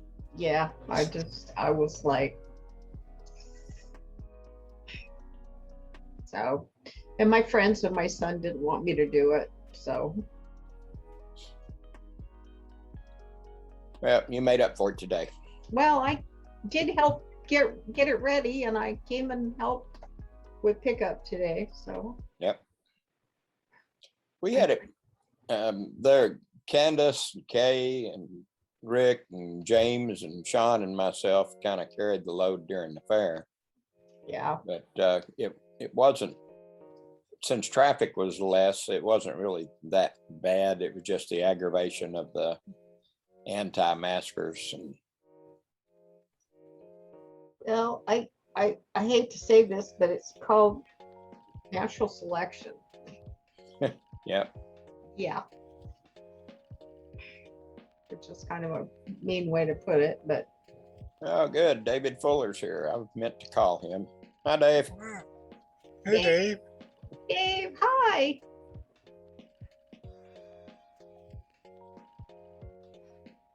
Oh, well. There he is. Hey, Dan. Hi, everyone. Hey, How you doing? Oh, I'm doing better. I'm doing pretty good. Good. Gaining on it. You back home? Yeah. Good. I meant to call you and got tied up at the fair and came home exhausted every night, and I apologize, but glad to hear you're doing well. Yeah, it's been a long haul. Yeah. Still fighting that pneumonia. Yeah. Yeah. Yeah, Candace went through that too. She can sympathize. I can. Did you have it too, Candace? Yeah, I had double pneumonia for 4 weeks. Oh my. That's crazy. Then the medication they gave me is still going to be in my system until October. Well, that's not such a bad thing, is it? It's got its own set of problems. Oh, okay. You're having side effects from it. Yep. Yeah. And how are you, Mary? Oh, I'm hanging in there. All right. You know what that's like. Yeah. I do.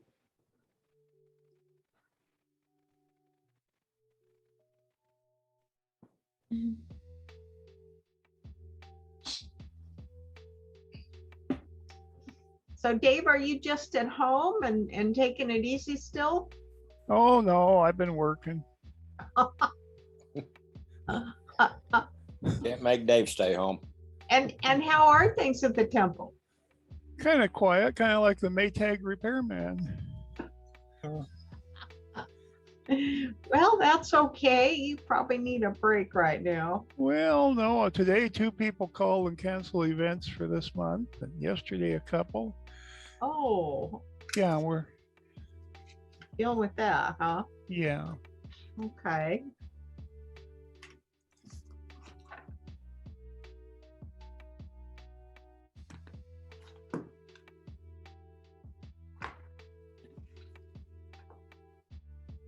Yeah, and then the events we've been having are about a third the size they would have been a couple of years ago for the same groups. Ron?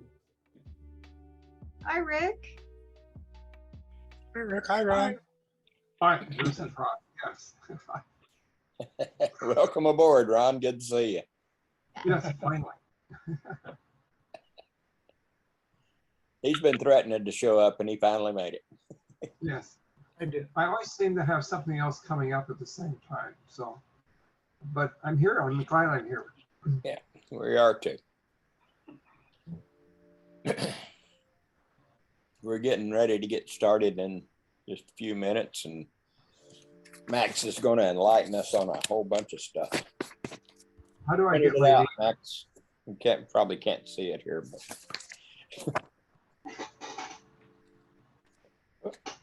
there it is. Oh well. Trust me, I printed it all out. I'm ready. How do I get my name up here? What have I left off? I see people's names across there. We see your name. Yeah, You do? yeah. Yeah. Oh, okay. It's down I in don't. it's down in the lower right corner Okay, or left corner. I'm sorry. all right. Darn that dyslexia. Gets me every time. Oh, and just to point out, if you look in the chat, there's some links to the handouts that Max provided.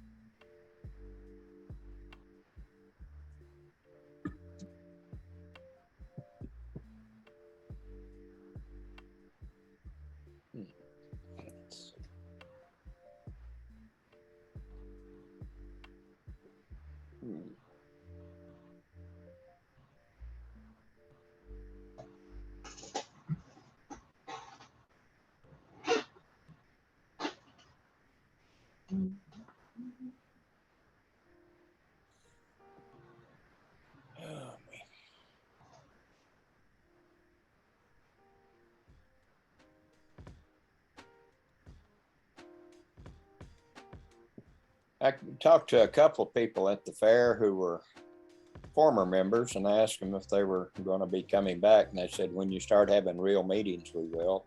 I said, we are having real meetings. They're just not in person. I tried to promote tonight's meeting to them, tell them how great it was going to be, but they're still not here. I think we're going to experience the same thing that Dave's experiencing at the Scottish Rite until we can get back in person.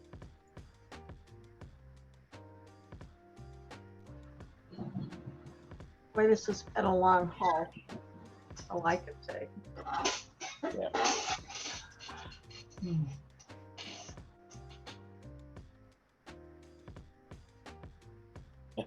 I got a text from David Black this afternoon, asked me if it was too late to submit a photo to enter the fair. Well, I guess it depends on what year he's talking about. I mean, Well, he said 2021, and I said, no, you can enter, but it's going to cost you a copious amount of work for the 2022 fair. I have trade-offs. Hi, Robert.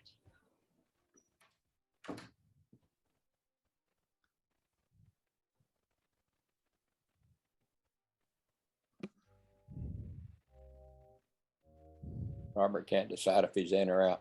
There he is. Welcome, Robert.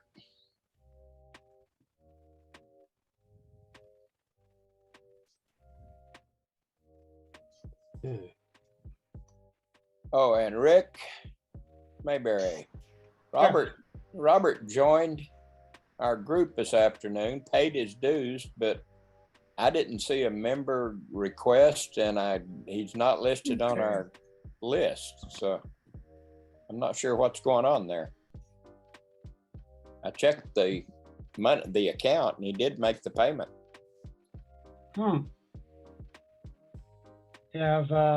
Robert, have you signed up to be on the discussion page and photo sharing page yet? On Facebook? You have to unmute yourself, Robert. Yes. Okay, so no, I have not done that on the Facebook page. You can hear me. Yes. Yeah. Yes, we can hear you. Yeah, I submitted a request, I think before the fair, and then another one during the fair. And yeah, I don't know what's happened on Meetup. I didn't get notice. I would have let you in. Candace, you would have just ignored me. You should have been nicer to Candace during the fair. That's all I can tell you. That's probably true. It always pays. Well, my clock rang for 7.